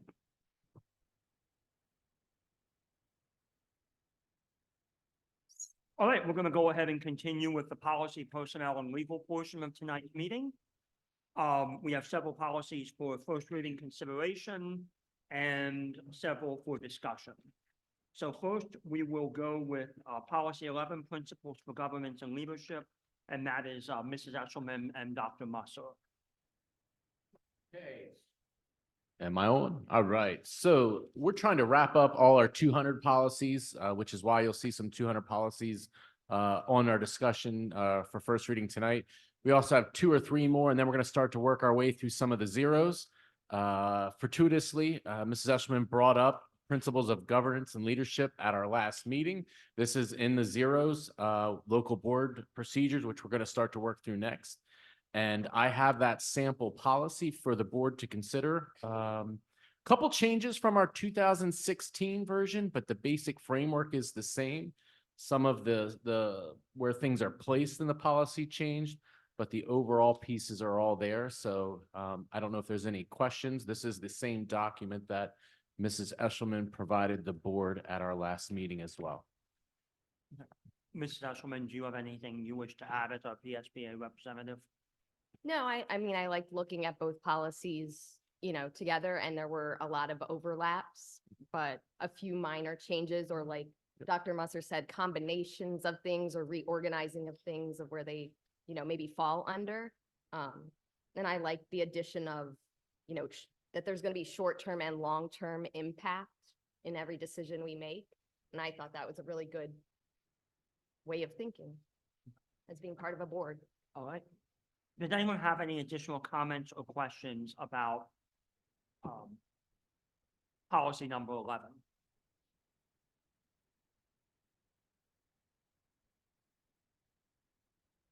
Mr. Walgemuth, Mr. Wagner? I have none. Thank you, Mr. Walgemuth. No, no questions. No questions from me. All right, then without objection, we'll go ahead and move policy number 11 to first reading in February. All right, next policy 217, graduation, and I believe that is Dr. Brossman. That is me. I presented this policy to you, I want to say in November originally. The only thing 217 needed for an update was we needed to align and include language from policy 251 related to students experiencing educational instability. So I think I had it in yellow there, Mr. Graham, up a little further. Oh, okay. I'm sorry if they didn't share the update with you, but it simply, under the students experiencing educational instability section, it now just, we added a part that reads the superintendent or designee shall ensure that the district staff, shall ensure that district staff comply with HSD policy 251 related to students experiencing homelessness, foster care, and other educational instability with regards to graduation. So so all we had to do with this policy is reference our other policy to make sure that for graduation, we are taking care of our students experiencing educational instability. And so we've done that. So to refresh the board's memory, there were some questions about some of the language that we took directly from some of the Act 1 instability language, where it said about ensuring success or working towards ensuring success. There was some concerns that that potentially was going to set the district up for potential non-compliance. While, you know, we considered working towards not a mandate, you know, we understood that, and we also had different pieces of it in the policy. This is basically consistent with what we've done with board policy in the past by just referencing the act and saying we will comply with the act. Does anyone have any questions or comments about policy 217? Mr. Wagner? No Walker. questions at this time. I'm good. Thank you. Thank you. Mr. Walkermuth? None, thank you. Thank you. All right, since this change is de minimis and simply cross-references another policy, unless someone objects, I'm going to recommend that we move it to second reading in February. All right, we'll move back to second reading. Next is policy 218.1. Again, Dr. Brossman. Thank you. Mr. Graham, there should be one with a whole bunch of yellow on it. Okay, so this was a policy that we had not looked at since, or had not been refreshed since 2014. PSBA did a lot of updates to this policy with regards to all the new threat assessment language that's out there now. And we've come a long way with our policies and practices with regards to weapons and threat assessments in those pieces. So the language in here, the first editions are pretty minimal. The second piece there was a piece that was requested to be added regarding trade-related tools, students that participate in CTC programs, et cetera. So that language pertains to those. So there's a carve out for that. It doesn't really change the way we deal with anything. I mean, if something's a tool, it's a tool. If it's a weapon, it's a weapon. But this makes it pretty explicit. And then the rest of it there is in yellow, just because, again, PSBA added a lot of that language related to the threat assessment teams and the types of things we do with our reporting and safe schools reporting. All right, thank you. Any questions or comments about 218.1? Mrs. Brady? Yes, I do have a question on the trade-related tools. And I believe the idea of culinary students at the CTC with their personal set of knives. I don't know, are they transporting those through school buses? Do they have their own set of knives, or are they just using what's at CTC? Typically not, just Okay. pretty much just using at CTC. We don't have a lot of this, but there's the possibility it could occur. And that would be covered under this if they did? It would be. Okay. As the policy says, it would have to be as determined by certified personnel. So that would be the CTC. In other words, the CTC instructor would have to tell us, yes, they had that because it was they were being told to do that. Same thing perhaps for a high school in-house student, maybe taking an art class or even one of the sewing classes that might have extra scissors or that type of thing on them. Yes. Mrs. Brady, just for some background, when this policy came up the first time, there was discussion around that exact example. There's a culinary student having their chef bag with knives. And incidentally, since we saw this last, the CTC has passed a similar amendment to our alcohol policy, actually, our controlled substances policy, that has a carve out for students using alcoholic beverages as part of preparing meals. So just sort of common sense things to make sure that the policies align with common sense implementation. Thank you. Any other questions or comments? Mr. Walkermuth? Or Mr. None, Wagner? thank you. All right, since this is significant. None for me. We'll go ahead and without objection and move it to first reading in February.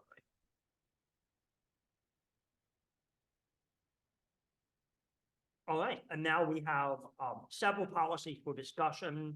Policy 711, options 1, 2, and 3, which, as you will recall, were discussed during our December policy meeting, at which time the board did not wish to advance any of the 3 options for first reading consideration.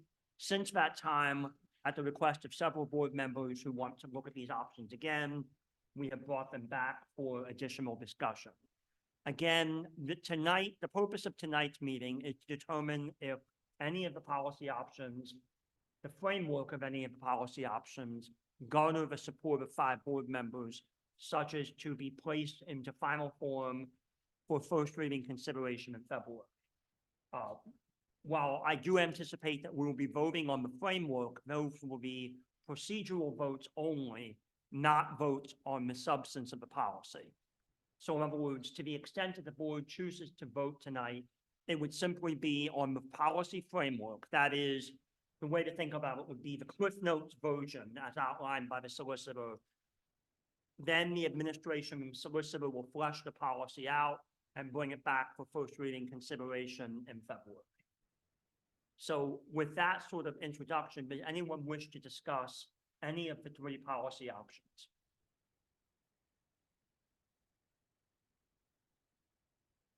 This is Justin.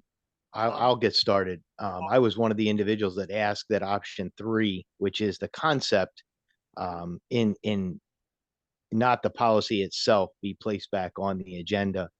And obviously, all 3 options are there for consideration. My comments are going to be very short. I spent some time after the last meeting removing all the noise, looking at all the different, what I would call concepts in those 3 options.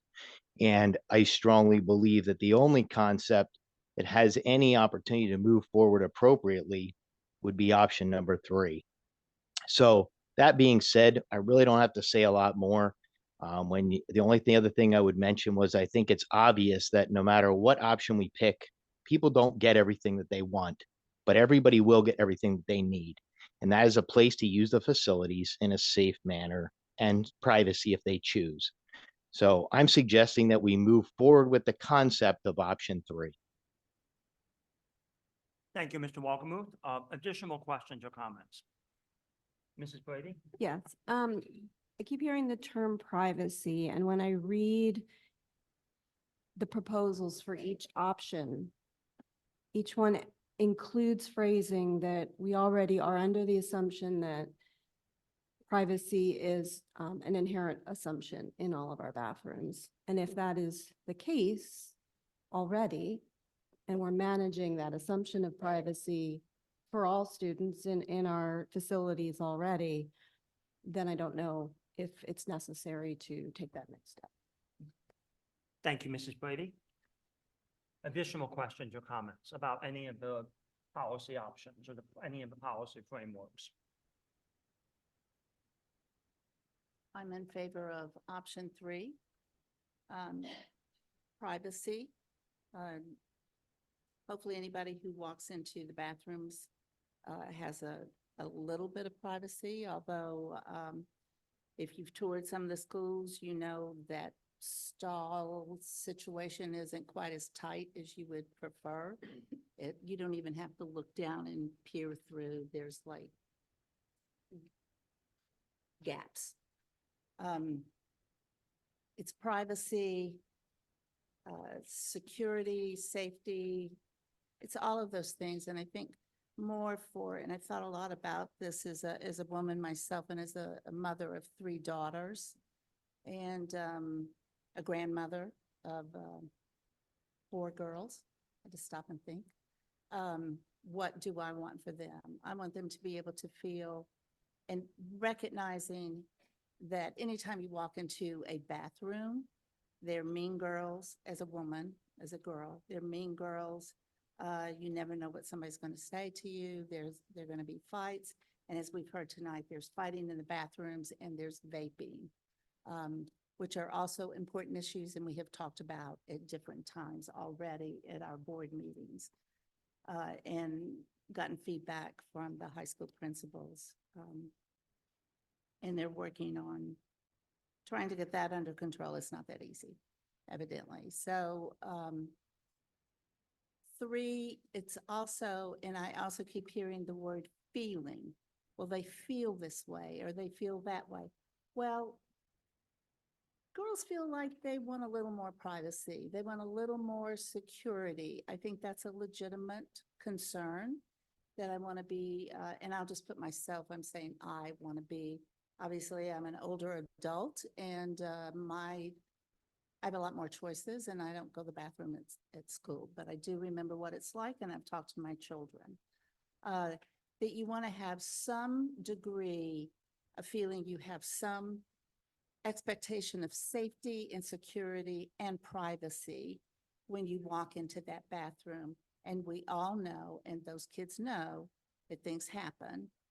But at least it's one thing that doesn't have to happen when they're in those rooms where someone who is not their same biological sex will walk into bathroom while they're using the facilities.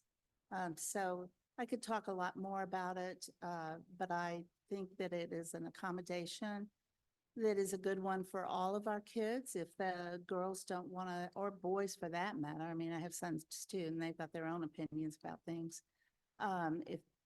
If they feel uncomfortable, anyone can use the single use. It's open to anyone, but it would limit the main bathrooms.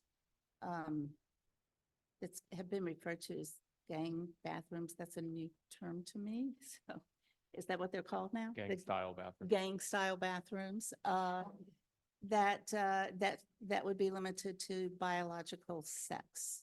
And that's what I'm in favor of, option 3. Thank you, Mrs. Johnson. Additional questions or comments? And Ms. Landis, that includes yourself, of course, as always. Oh, yes, Mrs. Brady? I've said this before, and I've had conversations with many of you already about this, but I think a point that's being missed by those that would prefer option 1 or option 3 with a bathroom that is designated for what has been called biological sex. I think we should change that terminology to gender assigned at birth. But that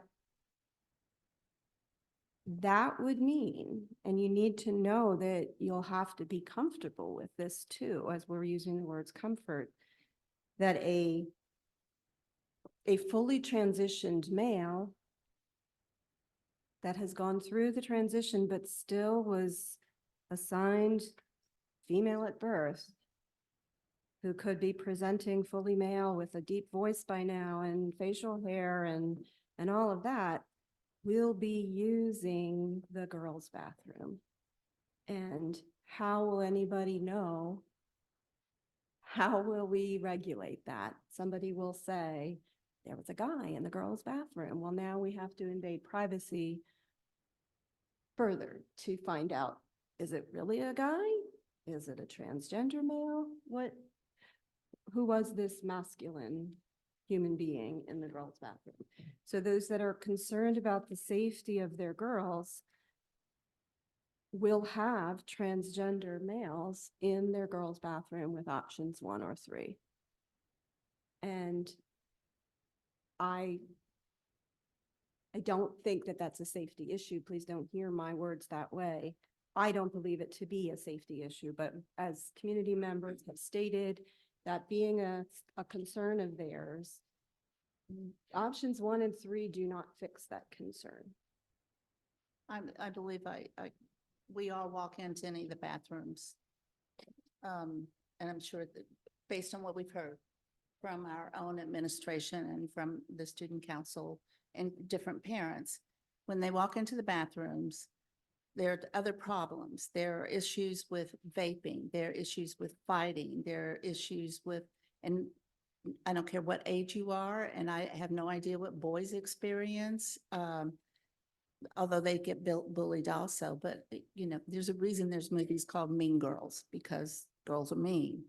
So we all walk into these facilities and understand when we're younger that those things are going to happen. Maybe we don't because they're younger and they're not mature. The biological sex, my understanding is that is a physiological thing. It's something that happens at birth, regardless of what you do or what medications you take or what any kind of action that you might take. Is still a biological fact. So I don't really want to go off on that tangent. I'm not a medical person, but I do know that there are boys and girls with certain chromosomes, etc. So the privacy is an issue. Safety overall is an issue in the bathrooms, just on the basis of some of the things that we've heard tonight. Bullying, fights, those are safety issues. Those are issues that happen in the hallways, in the corners of stairwells, behind vending machines. We've heard about bullying, and that is a big issue that we talk about. I know Mr. Maris is very concerned about that. And what are we doing to eliminate bullying? And so there are lots of issues around that. In this specific issue, in the use of facilities, privacy And the expectation of privacy, I think, is important. And in option 3, that can take place. In the gang style bathrooms, if it's only biological sex, and if it's the single use, then it's single use. It doesn't, that's not a question. It's whoever is in there.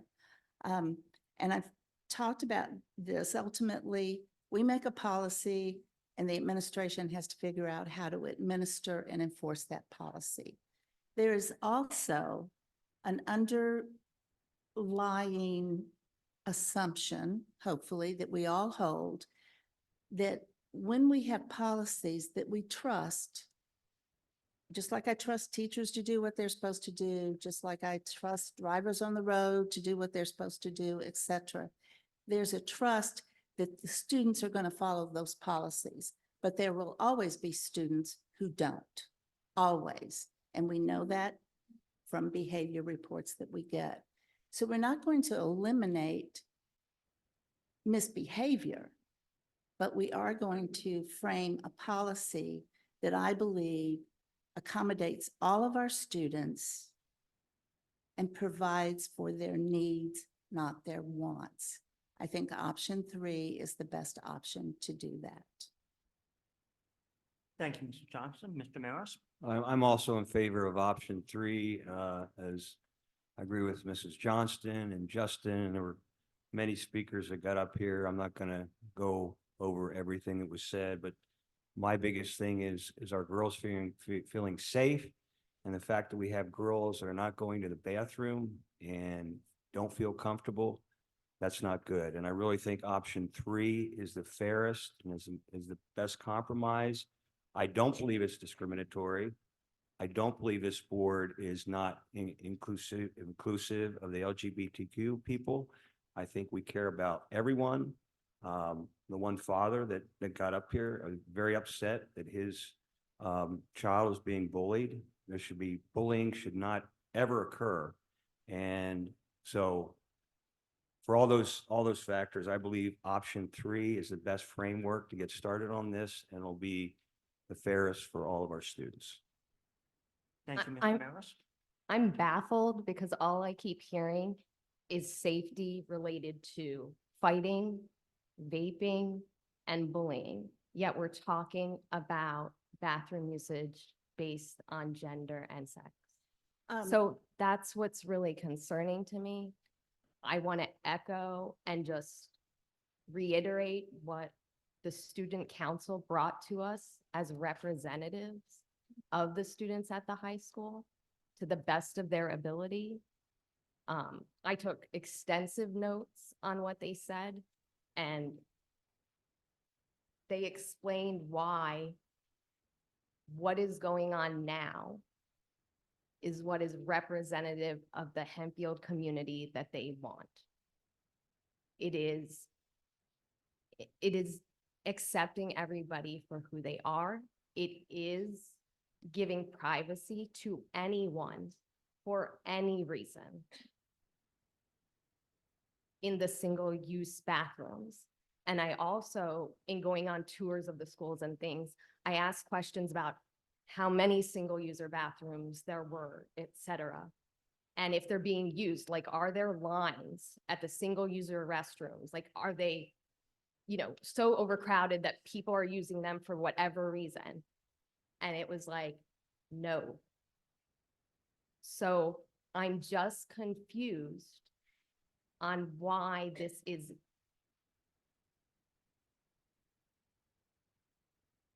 Because many girls are uncomfortable. That's why.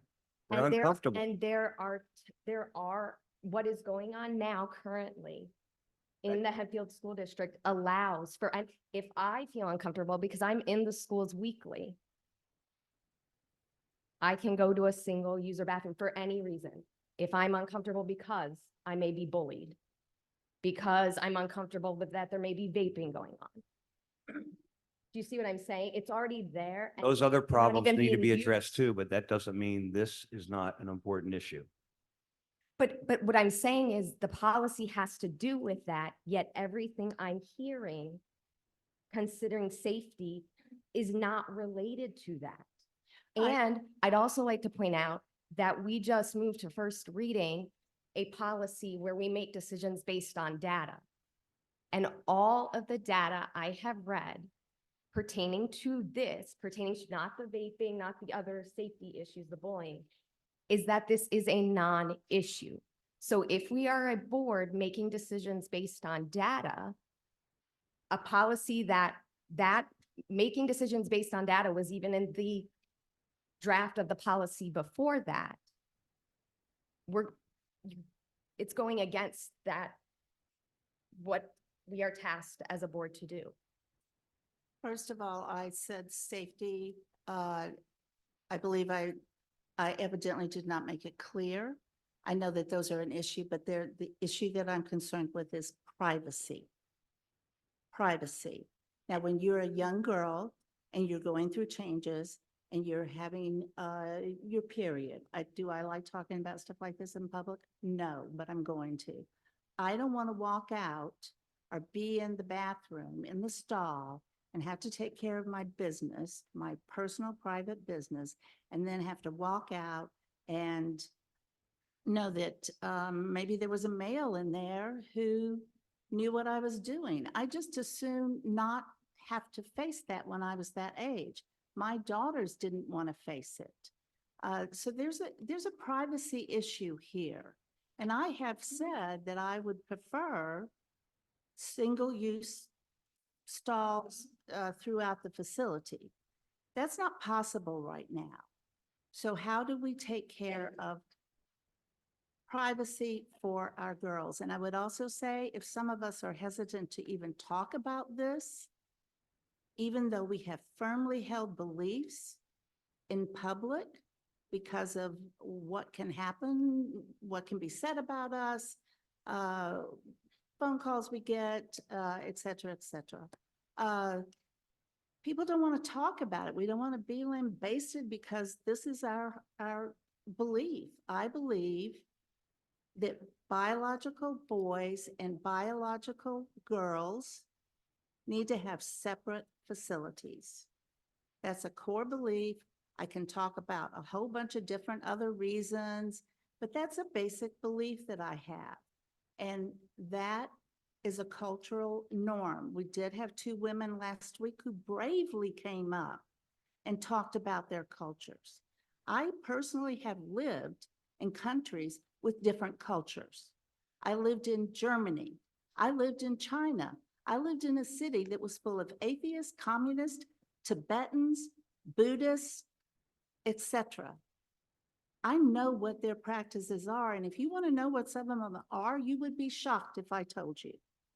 I'm not going to go into that, but I don't live there. I live in the United States right now, and I want our girls and boys to be able to go into facilities and have a degree of expectation of personal privacy, and that not to be exposed in their bodies or their practices to someone who is a different biological sex. And we have separate facilities for that. Everybody gets what they want. If a girl feels extremely uncomfortable, she can go into those facilities, those single-use facilities. Anybody can go into those single-use facilities. But when we have gang-style bathrooms, we have to provide for those privacies, for that privacy. And the way it's set up, if you have biological boys in there, that is not a feeling of privacy. And if you want to use the word comfort, fine. We can use those words. I don't want biological boys going into the biological girls' bathroom facilities or their locker room facilities or any of our facilities. I don't want that, and I will vote for option 3. Thank you, Mrs. Johnson. Ms. Landis. Yeah, I just wanted to bring a few points that I feel like everyone here was collectively saying. These are some points that don't fit with an option. They were just ideas that student council had that we wanted to make sure was like brought up and talked about. So we feel like the most uncomfortable and the most, I guess, unsafe and private I guess, thing that we feel in the bathrooms is when there's multiple people in the bathrooms doing things they aren't supposed to.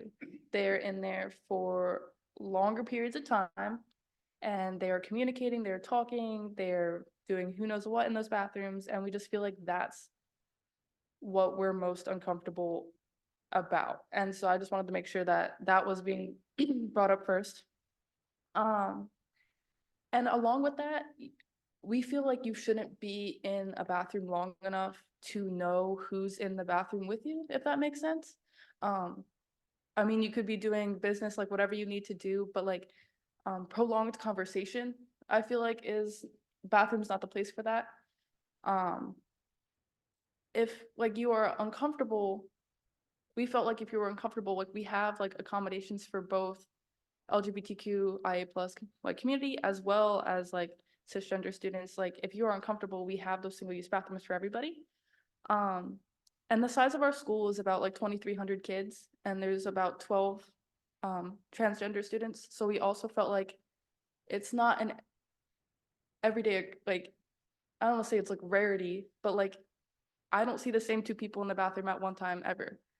And so a lot of our student council members felt that way, and that like it was unlikely for, I don't know, it doesn't affect their grades whether or not a student count, like they're not stressed about whether a transgender student is in the bathroom with them, I feel.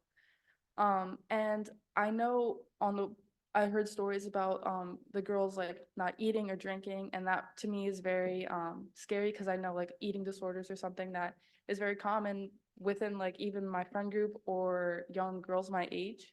And that's something that I'm like scared to hear, that girls aren't eating or drinking. I had an issue with dehydration all the time, so that's why I have my water bottle everywhere.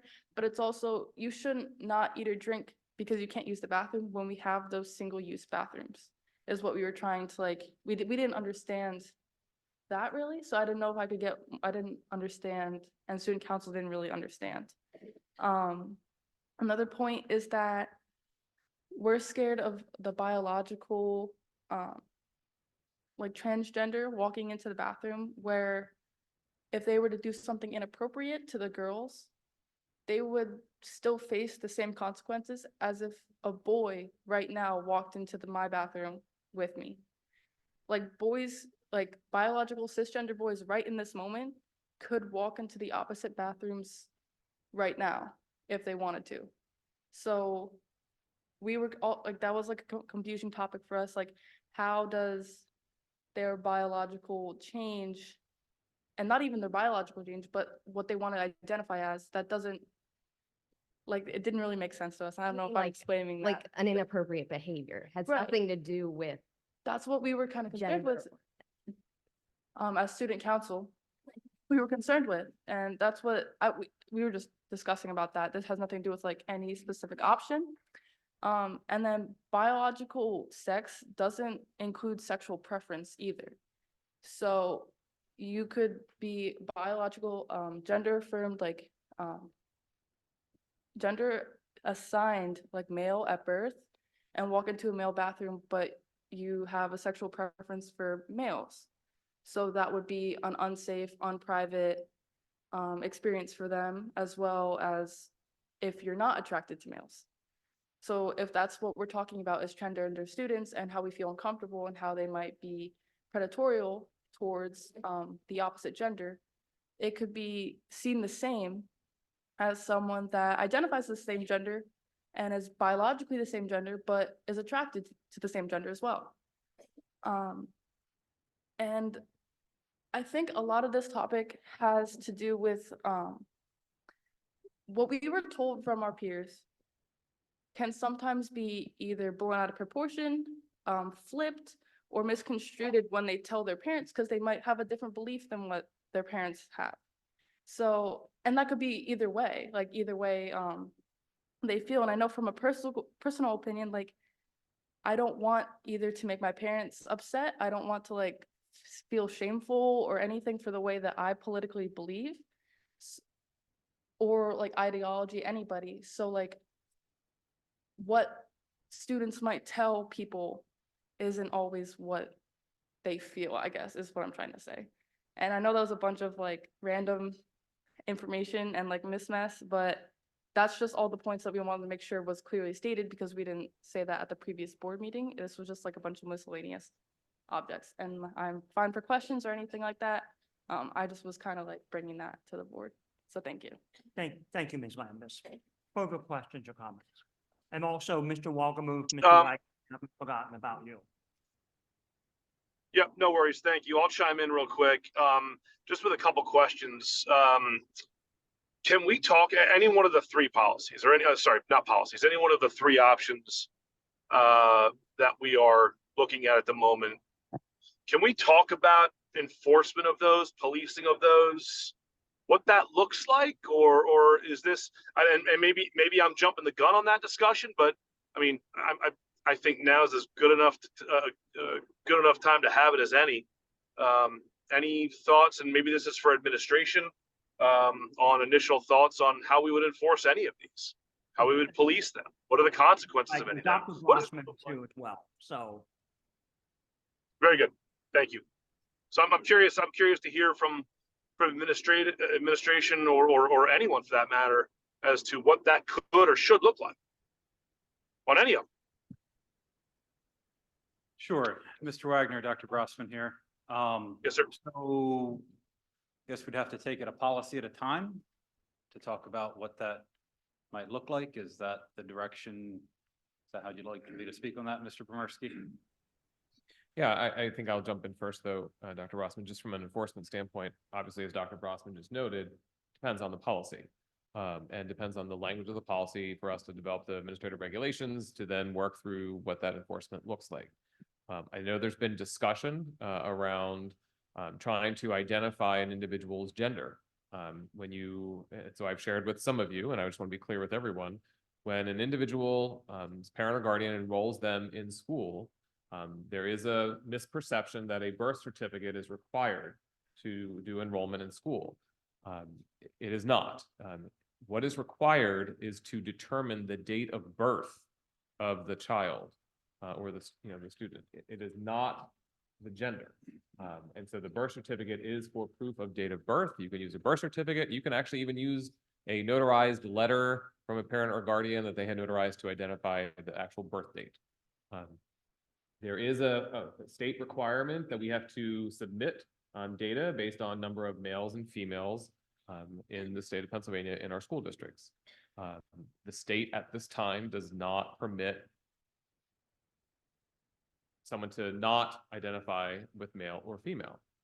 And so we do have the ability, and there are students who have requested in districts in the state of Pennsylvania to change their gender within the school district's student information system. The state has permitted that, and we have worked with families over the years when that request has come in, and through a process that Dr. Muster has talked about in the past. So in our student information system, we have a gender identified as male or female for every student in our district. From a policy standpoint, depending on policy, if there is something based on an individual's gender that's in our system, if there's an accusation that, well, let's use bathrooms here, so we're talking about that there is a girl in the boys' bathroom or a boy in the girls' bathroom, the administration, if that accusation is made, would start trying to gather information from the person who's bringing that allegation forward, get as much information as possible. May have to go back and look at video cameras that are outside of the bathrooms to try and get a sense of who's going in or not. If they can identify a student in which they think maybe the one that the individual is talking about, they would go to our student information system and check. And one of the challenges regarding policy is that if it's in our system as either male or female, and they're using that correct bathroom, it's going to present a difficult conversation, especially if that gender has been changed. And or whether or not we know that that student's gender is actually what's there. Because again, gender enrollment in the district is not a requirement. We don't have individuals standing outside of bathrooms. We have 13 gang style sets of bathrooms, male, female of each set, and we have 7 single user bathrooms. So In the high school. in the high school, we have at the middle schools, we have 2 single users in each of the middle schools and 5 sets of gang style bathrooms, male, female for each set. So as with anything, other than if Dr. Rossman wants to add anything else in, but from an allegation, it would be, in a sense, administration would have to take time, investigate it, look into it, and determine whether or not they believe there was someone who was doing something they shouldn't have been doing, or following a rule or breaking a rule that they, and if consequences need to be administered, then that happens. So anything else from your No. perspective, Dr. Rossman? No, you covered it really well. Even if we went with a number 3 type of policy, like the sex is determined by what's in Power School. So yeah, it would be very difficult from an enforcement perspective, because that's like if someone's a transgender student and it says they're female in the system and they're using the female bathroom, that would be correct. Just correct me if I'm wrong, the biological, we already have the athletic policy.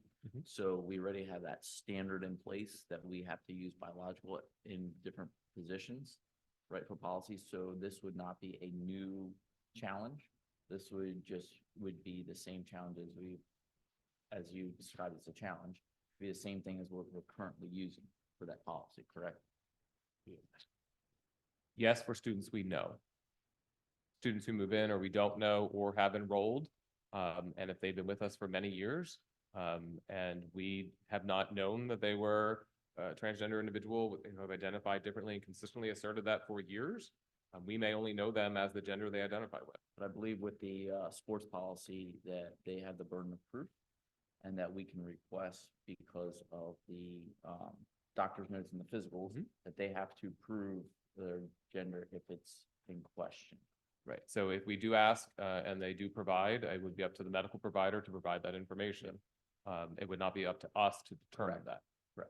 But it goes back to a, you know, But if that individual has been seeing a doctor and does then identify with them as that gender they identify with, it is possible that we could receive a note that indicates that they are the gender they identify with versus biological sex. I can't say that will happen, but I think it is possible for medical professionals. with everything, there's, that's why we have courts and lawyers. There is no perfect, there's not a perfect law out there, Correct. or a standard or anything. Or policy. Right, or policy. It's, you do the best for the, you try to make it the best, clear, defined policy. Sure. I think the reality is that even though we're not expecting all this enforcement, if we implement a policy such as option 3, I think the majority of the students will follow that policy.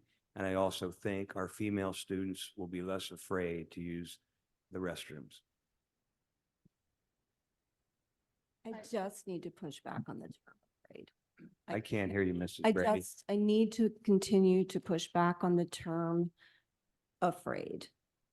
As if transgender students pose some threat. They don't. It's not just about threat, it's about being uncomfortable. And And many those- of our female students feel uncomfortable. So it doesn't have to be data. It doesn't have to be a threat. They don't feel comfortable, period. Okay, and what I would say is that as we're currently operating, anyone who doesn't feel comfortable has the option of a private bathroom. So we're gonna make 99%, or a large amount of these girls use private use bathrooms when it's a small percentage that are transgenders that can use the single use if they don't want to use their biological sex. That makes no sense. I think though that that's what we're doing now and it's working and there aren't lineups. It's not working. It's not working. I think if you ask your administrators, they'll tell you there haven't been problems. I'd like to bring a lot of the female students that are afraid and not using the bathroom, but they're afraid to come here because they're afraid for retribution. It seems to me that those that are on the opposite side of this policy, the transgender community, are the ones that currently continuously have to be the ones to defend themselves. Excuse me, I don't think it's appropriate.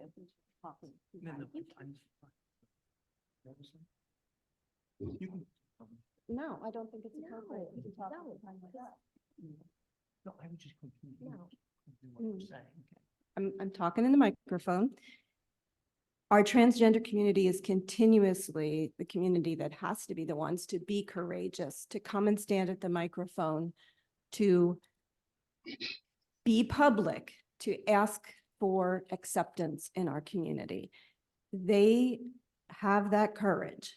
They are the ones that need to go through the extra steps of talking to administration in order to get any accommodations. We're putting that burden on them.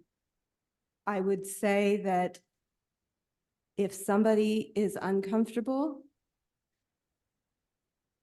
we've already given them the accommodation, and it can be for any reason. I will, to address Mrs. Johnston as well, as a high school teacher, only just a couple of years ago, but this is a couple of years ago, and over those years, the students are very open about reproductive health with each other. Girls will be in the middle of class and say, Mrs. Brady, can I go to the bathroom? I need to change my tampon. They'll say it out loud. They'll say, do you have one? I'm out. And they'll pass them down the road to each other. They're not embarrassed I think like you're- we I used think to you're be. generalizing the student body, and I don't think that's fair. No, Because I think there that- are girls that are afraid. And I accept that. I completely accept that. I completely accept that.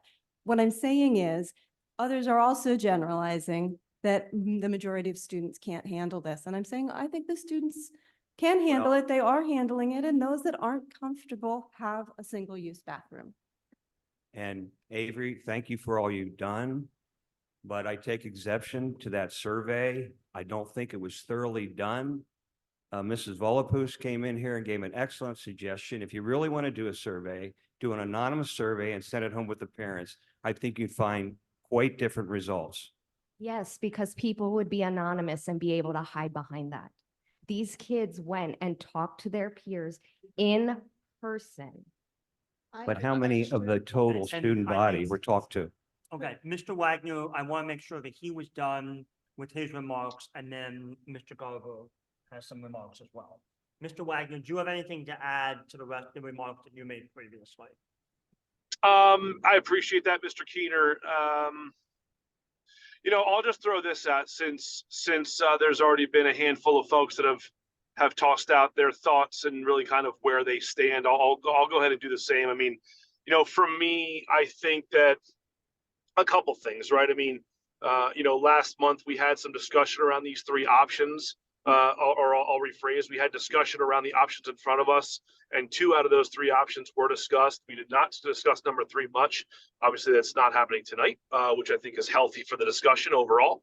And in that time, just like the rest of you, and just like everyone in the room, and just like anyone else that's listening in or involved in this discussion, or has been thinking about this, I have too, right? And I've thought a lot about a lot of things from various angles, and I've spoken to people, I've read information, I've asked questions, I've gathered as much information as I can, and that was the reason, and that's what I wanted to do, right? So last meeting, I wanted to, I was one of the folks that did not vote to push anything through because I wanted to make sure that I was processing everything I needed to process, good, bad, or indifferent. And I've been able to do that. And so, I'm personally of the belief that, and I guess I'll say this first. I think that we are, all of us, right? Everyone, we're pigeonholing this entire discussion into a transgender student issue. And I think it's much larger than that, which has been echoed by a number of people, both from the community and from the board and folks around the table. And, for me, I look at this from a much broader stance. I look at this from, it's not about, it's a lot less about a transgender student as much as it is about, everyone. And really, I come from the school of just what's appropriate and what is most appropriate, right? And that's where I stand. And when I think about the discussion that happened last month, I know that there were 4 board members that their initial reaction, their initial feeling and thought on this was to advocate for option 1. Quite frankly, I think I think me or anyone there can very easily poke holes in all three options. I think, I don't think any of them are perfect. I think there are holes and there's discussion to be had or holes to be poked. I've given it a lot of thought, and I think that the initial gut, and I think the initial thought process of the folks that we're positioning for number one, between now and then, nothing's changed. And for that reason, I would be an advocate for number one, for me. So that's kind of where I stand. Thank you, Mr. Wagner. Mr. Garber? Yeah, so I'll just kind of give my synopsis now. I appreciate everybody's public comments and everything else. So I was one that was in favor of number one last time. And one of the things that the board, there was some misunderstanding. There was a lot of people that said, it was LMP even said that the board said it's a done deal, it's not addressed. Actually, it was the other way. A lot of board members, like Mr. Wagner, had stated that we wanted to get more information, right? There was people that would get more information. And so I did the same thing over the last month, or I guess whatever it is, since last meeting. So I have changed from that one, because one of the things that the administration said, it's not very doable consistently, right? There'd be a lot of challenges to that. And even so the public has brought a lot of those and stuff, the student council, and I appreciate the student council, but I also understand there's different viewpoints even on the student council that hasn't, and we're hearing one side, I feel like, some even with that. So we all have different sides, right? So to say the student council, Republicans and Democrats, they all, line them up, we all have difference of opinion. So I don't want to pigeonhole one group or whatever. I think everybody has their own perspective. I'm more focused on, the privacy and consistency of a policy, right? So when we look at a policy, how is it going to be enforced? Like Mr. Wagner brought up, and a lot of people have brought up, how is it going to be enforced? Is it defensible and is it consistent? When we look at, can we do it in the elementary, middle, and high school? What policy can we do at all three schools consistently across the board? In a perfect world, with endless amount of money and brand new schools, maybe we do something different, like single-use bathrooms, right? I think there's a lot of merit to that, right? But that's not where we are. And I look at, I'm gonna use 50% because most times it's 50% female, 50% male. So we got 1,300 females. Let's use that number. Privacy and consistency, and look at all that.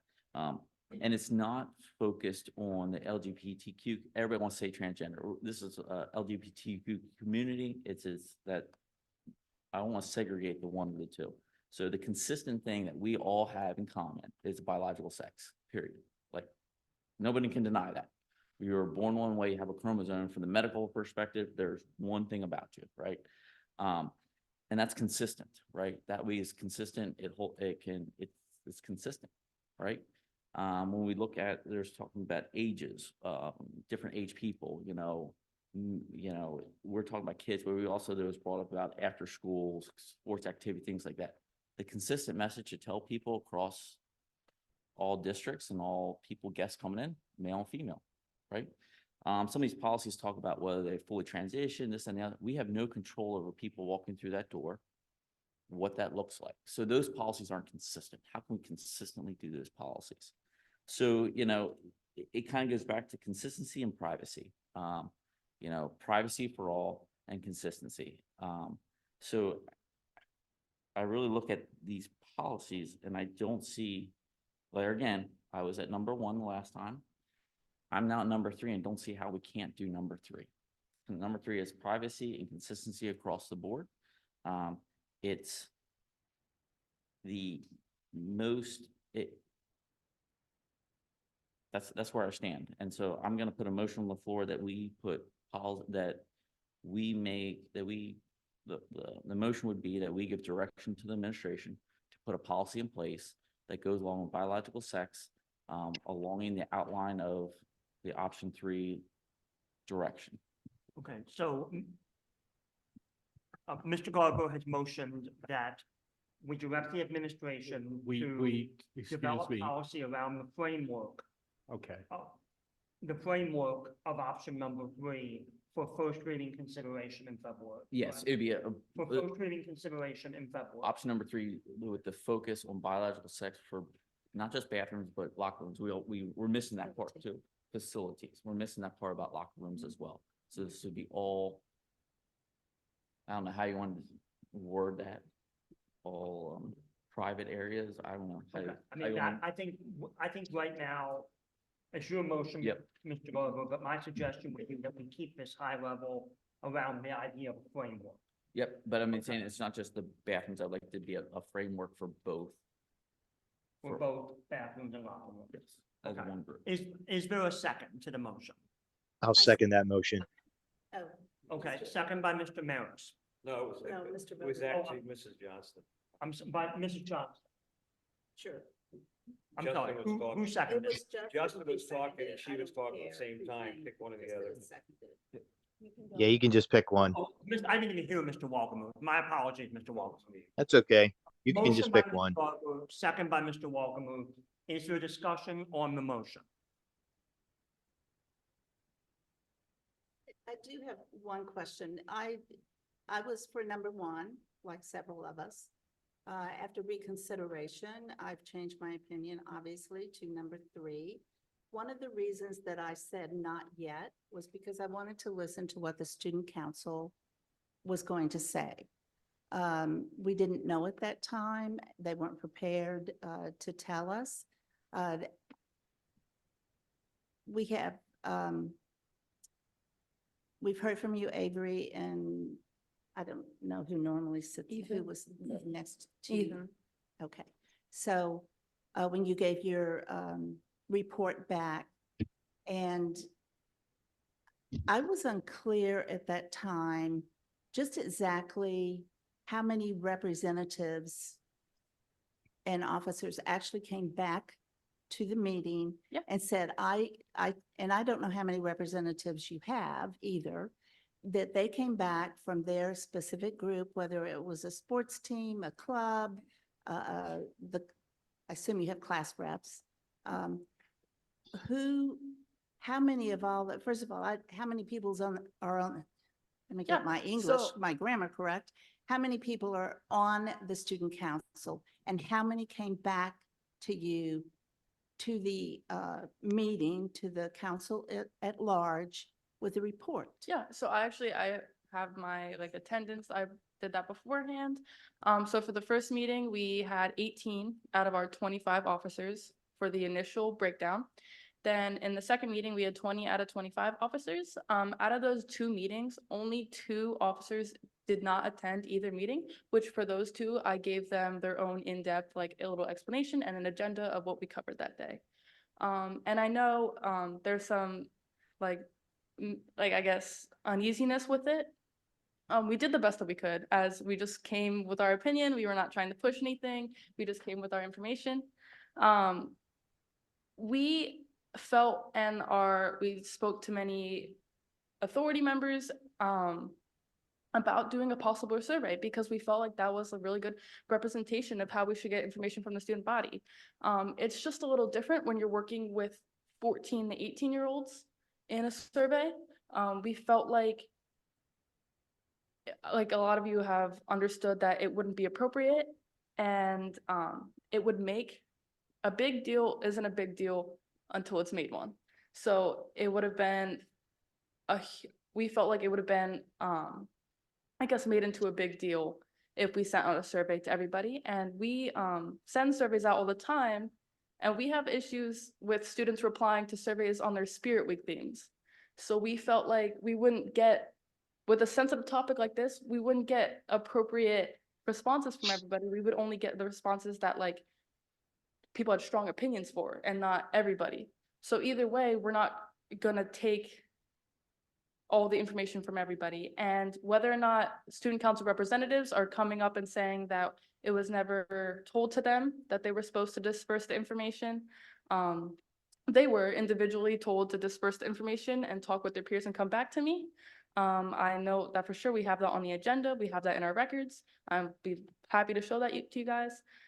So anything that's heard differently is either maybe an exaggeration or something like that. So I just wanted to make that clear for everybody. Absolutely. So, I totally question. agree with that, but, and I totally understand all these different perspectives, and that's. I'm sorry, I'm going to remind my colleagues that there's a motion and a second on the floor. And at this point, we are debating Mr. Garbo's motion. I'm asking the student council because I think it's important. And I honestly, I didn't have a chance to do it before we went to the motion. So that's Mrs. what, Johnson, that may be, but at this point, there's a motion and a second. So we- But that's part of the motion, Grant. That's part of us understanding the survey is important. That's fine. I just want to keep this on track. I understand the parliamentary procedures and that this is the time for discussion concerning around the motion. I wanted to, just to acknowledge that I do appreciate what you've done. It's very uncomfortable, which I said, and which you also said. And it's also, you talked about kids talking to parents. This is just a topic that's uncomfortable, depending on how you frame it. And for me, the framing is the biological sex and privacy, and having facilities available to all students, which we do. The majority of the students identify with their biological sex. Then we have some students, and I recognize that it's been given a range to us. It's fine if you don't tell us the exact numbers. I'm totally fine with that. It's plus or minus around about 20 are the numbers that I hear. So I think the option 3 is appropriate, it's proportional, and it provides facilities for everyone where they can be comfortable. It's maybe not what they want, but it supplies the need for going to use facilities. Yeah, and I just want to make it clear that with all the options, we were never like X-naying any option ever. It was basically our thoughts on each option, which is what we gave. We didn't really. Oh, and I should have made a transition phrase. Transitioning from what you told us, this is what I'm thinking. Okay. Okay. Yeah. So. And I just wanted to actually ask a question on option 3 that because we were keen on option 3 for a long time, and then we started to feel a certain way about it. But for option 3, as it was mentioned, that students that moved into the district that had transitioned prior to Hempfield, we just wanted to make sure, like we were kind of like hesitant on that, because if we're gonna make it biological gender assigned bathrooms and then the single use, at what point would we be losing the consistency from every student and their journey? Because at that point, we don't know, because they could have changed prior to Hempfield. So that's what the concern that we had was option 3 was with that. That's a legitimate concern, and we've talked about that. And I'm gonna address that in a way that we sort of touched on already, and I know I haven't. This sounds like I'm passing the buck, which I in some ways am, but it's not the board's responsibility to figure out how to administer policy. It is the board's responsibility to set policy that we think is appropriate and in the best interest of our students, of our district, and of our community. That puts the burden on the administration. That's their burden, regardless if it's how many, if we have a girls wrestling team, that's their burden, whatever it is, curriculum implementation, programs, taking care of the vaping, taking care of the fighting, et cetera, et cetera. The school board, we want to gather information so that we can make an informed decision. And we want to hear input from all of our constituents, members of our community, and we have. I wanted to clarify with you exactly who that was. I was unclear about that. I did not vote for what I thought I was going to vote for, because I wanted to respect what we asked you to do. I just want to make that clear. I want to listen to everybody, but ultimately, whatever our policy is, it's up to the administration to figure it out. That's Well, we're their talking job, about the and we've survey. got our responsibility. The survey, I totally understand what Avery's saying. Can I just ask one question? Yeah, absolutely. 25 student council reps, how many total students out of 2,500 were talked to? That number was. Do you have a guess? 10%? I would 20%? say more than 10%. I can't really give you a number on Okay. that. I'm sorry. So my point is, without polling the whole student body, the survey really doesn't necessarily portray what the kids would have voted for. It does still give us an idea of the ones that reported back, what they were thinking about. And it was stated last time, you didn't know exactly how many students, et cetera, all of those things that you reiterated. And then you gave us a few more points tonight to clarify. I wanted to know how many reps actually reported back, and you were able to give me that number. So you've given that, and I've listened to it, and that's part of my consideration. I've talked to various members of the community and on the board as I consider this, and I'm still option 3. I appreciate the listening to everything that we have to explain to you, because it's difficult speaking to some freshmen as a senior on this topic, and I have to tell the freshmen, hey, this is a serious topic that we have to talk about. And I'm just lucky that our student body has voted in people that they think fit that. And I'm really glad to work with the student council that I work with. So, and I'm also glad that I'm able to convey that to you guys. So I just wanted to say that. And I appreciate it, but in the end, you're the students. We want to listen. We want to take it into consideration. We're the elected officials, and we have to make decisions based on a whole different variety of considerations. And I trust everyone on this board that they do that. We don't all agree. It's rare that we all agree, very rare for a variety of reasons. But I feel confident that we all take this very seriously, regardless of what we're voting on. And I just would not just sloughing this off. Thank you, Mrs. Johnson.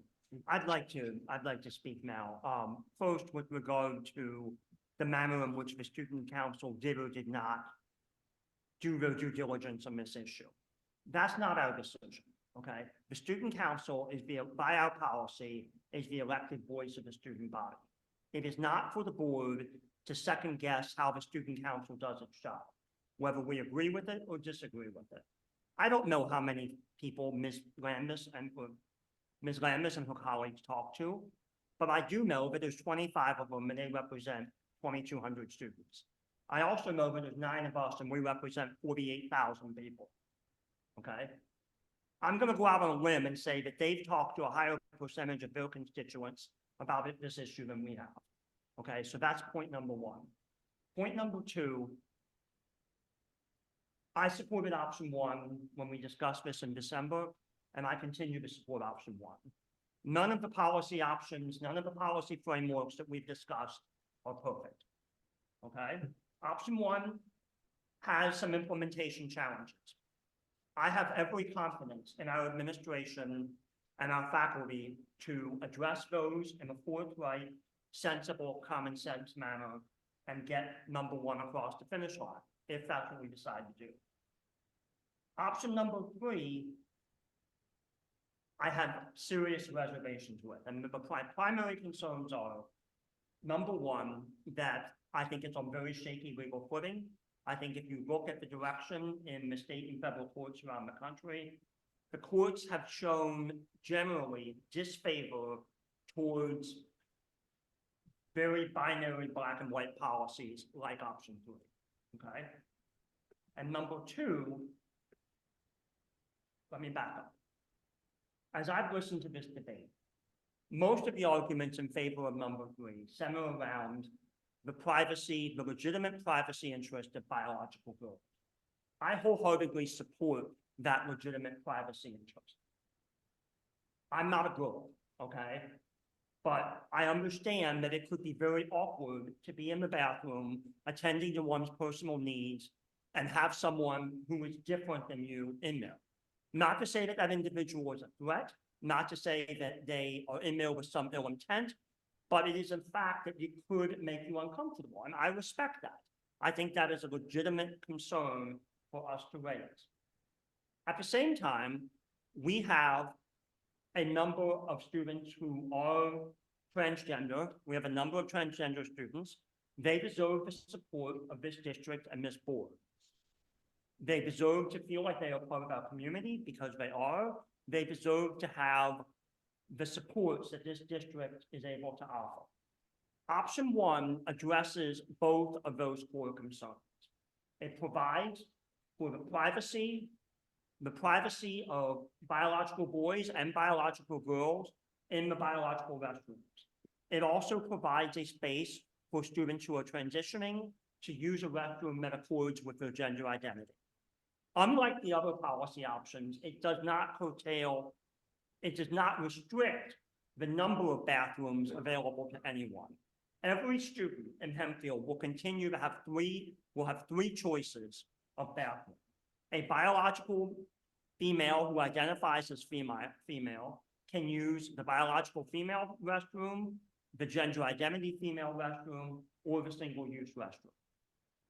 A trans male student, that is a biological female who identifies as male, can use the biological female restroom, the trans male restroom, or the single-use restroom.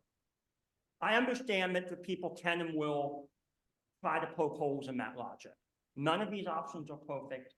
Option one is the choice that addresses, in my opinion, the core concerns of both groups that I have heard from, and that's why it will have my support.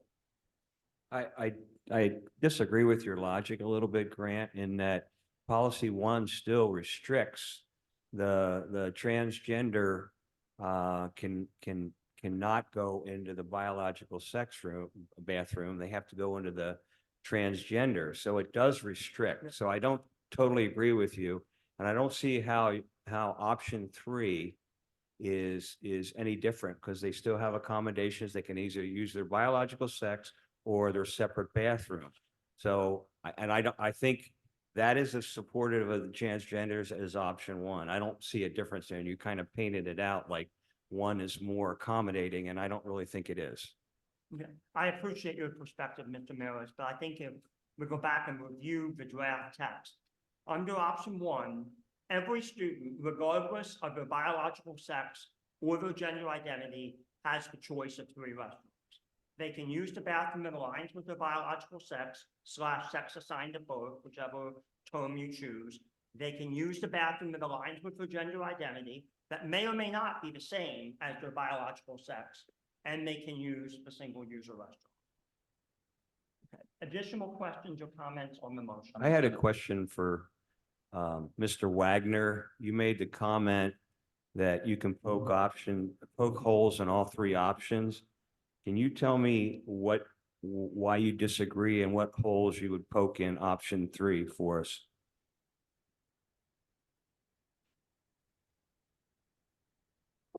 Yeah, I mean, for me, I think there was a very, I'll answer your question with a question. What was the reason why it wasn't touched with a 50-foot pole last month?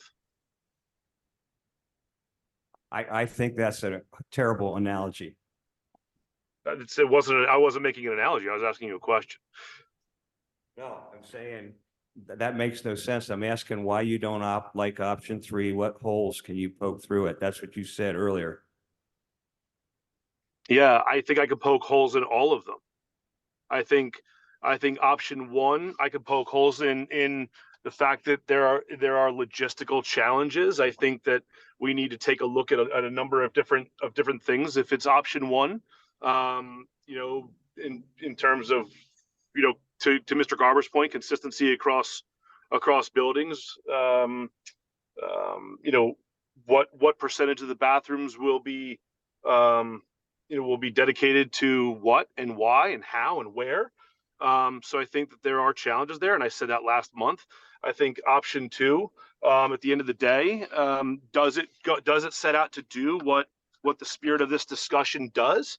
I still think at the end of the day, it does allow for a male and or female to go into a bathroom of the opposite sex. I think option three, and Mr. Garber touched on this as well. It's what is defensible, what is easily defended. We've been those are things that I think about, and not just from a defendable standpoint, but what is that going to mean to the district? What's that going to mean, to the administration, and really does it, does it still answer everything that we needed to answer any different than one does, right? At the end of the day, there are still, and that's the reason I asked about enforcement, right? How are we going to enforce any one of these, right? And the real answer is you can't, right? I mean, there are challenges with enforcement, policing, consequences, just overseeing these policies. And so when I take a look and I start to weigh out the challenges that option 1, 2, and 3 bring, to me, again, nothing's changed, since last month. I think it does exactly what it sets out to do. It answers the call for everyone. Again, I think it's logistically a challenge, no doubt about it. But I think it's also one that is that does its job, but in the best manner. Well, I guess I would say, we talked about frameworks, and we're not voting to adopt this policy. We're voting on the framework. So possibly unit 3, if it's worded correctly, maybe would satisfy more of the board members. And I guess is what I'm throwing out there. Yeah, I would agree with you, Mr. Maris. And just to clarify, Mr. Keener, in your statement, you said that option 3, you referenced it as a policy. It is a concept. And so when you referenced a narrow policy for option 3, that's an incorrect statement.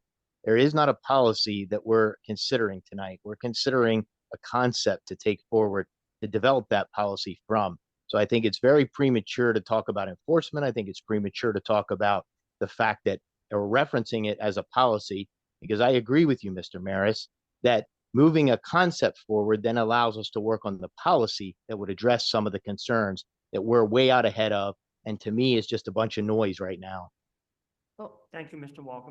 Additional questions or comments on the motion? I would just say the framework of option 1 and option 3 are inherently different. That's what we've been discussing. So I'm sorry. I'm sorry. I said the framework of the first option and the third option are inherently different, hence all of the discussion. Correct. So you can't just say going with the framework of 1 could totally change it to, do you see what I'm saying? I mean, I disagree with that. Thank you, Ms. Esselman. Additional questions or comments on the motion? I'll just throw 2 things out. I think even with option 3, there's been, I don't want to make sure the community is clear.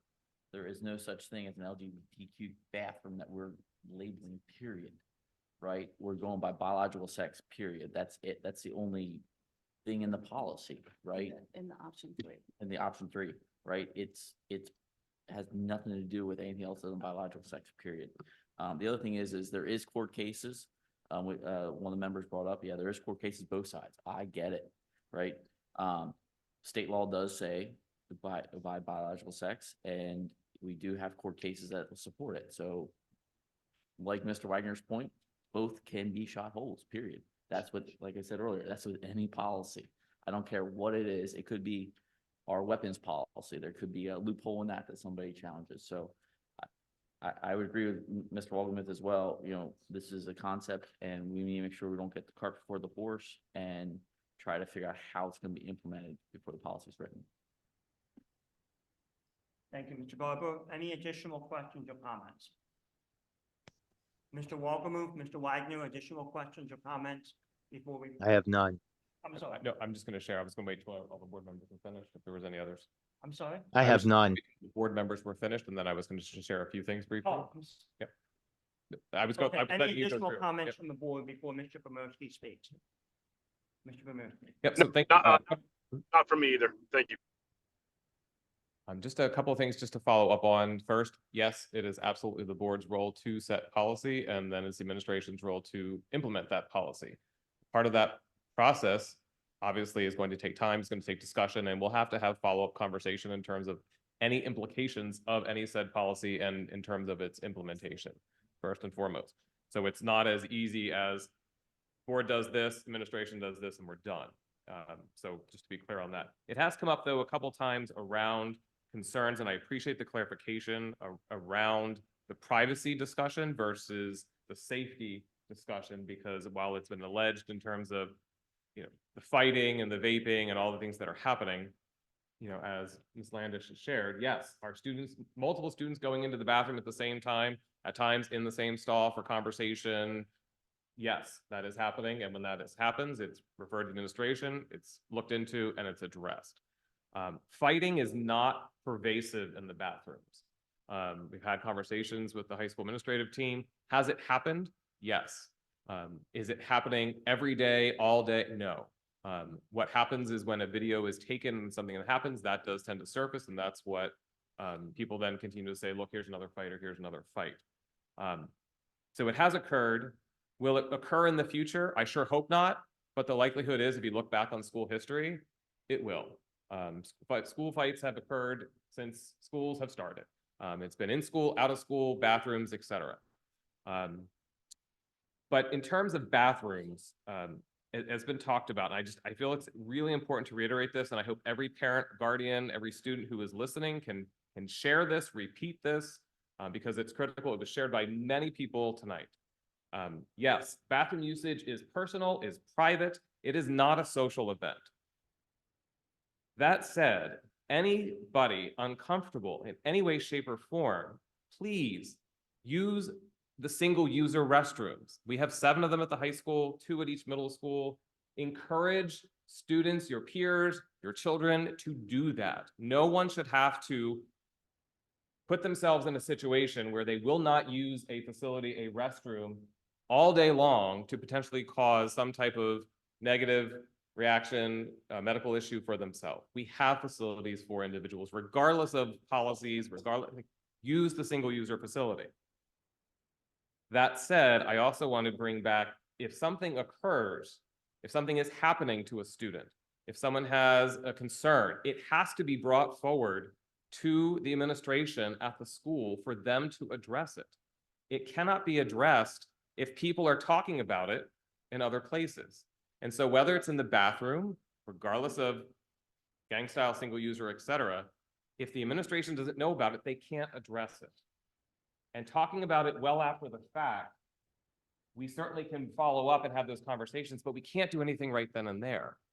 And so when we look at implementation, I think regardless of policy, we have to make sure that the onus of responsibility for individuals to report is just as equally as important as it is to address a situation that occurs. That's how you're going to curb the instances that are occurring, whether it's fighting, vaping, bullying, etc. So I think it's important to understand that this is a framework, and I appreciate the clarification because this is not a vote on a policy, and it will have to come back for a formal first read and for board consideration. So more work will need to be done regardless of whatever happens through discussion and ultimately the direction of the board. But I appreciate the understanding of the board of the challenges of the implementation of any policy and that future discussion will be needed. Thank you, Mr. Pomorski. Any additional comments before we proceed to a vote? All right, this is a vote on Mr. Garbo's motion to advance of a framework of policy 3 and direct the administration to develop a first read policy for February. Mrs. Brady? No. What? No. No. Mr. Garber? Yes. Mrs. Johnston? Yes. Mr. Donato? No. Mr. Wagner? No. Mr. Walkemuth? Yes. Mrs. Eshelman? No. Mr. Maris? Yes. And I vote no. The motion fails 4-5. Are there any additional motions regarding this issue?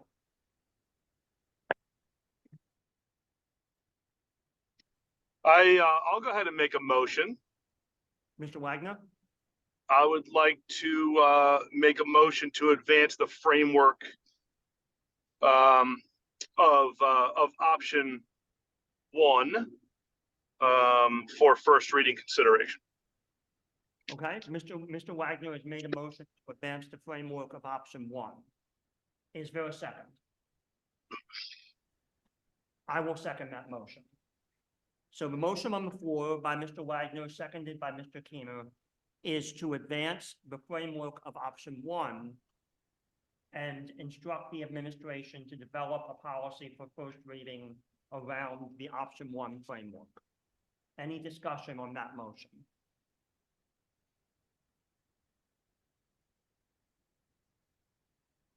Any further discussion? All right, we will proceed to a vote. Mrs. Brady? No. Yeah, what was that? Mrs.? No. Mr. Garber? No. No. Mrs. Johnston? No. Mr. Donato? No. Mr. Wagner? Yes. Mr. Walgemuth? No. Mrs. Eshelman? No. Mr. Maris? No. And I vote yes. The motion fails by a vote of 2-7. Are there any additional motions? Is there any additional business? Is there Mr. Donato? This has nothing to do with policy, but just a reminder for the board. Mr. Keener sent out and thank you, Mr. Keener, the proposed budget for the CTC. I did send an email. I looked over it. I'm requesting board members do that. In fairness to the CTC, they would like a vote. I know we don't have to do it, but if someone would like the business manager for CTC to come, I would highly recommend that we do this during the Buildings and Grounds meeting. So for everyone, please look at it. I will tell you, my thing would be Mr. Garber and Mr. Keener are the representatives. In my statement, I defer to both of them if they feel it's necessary. I read it, I understand, costs go up and they seem like they're trying their best to meet the needs for all the county students and also the fiscal needs with it.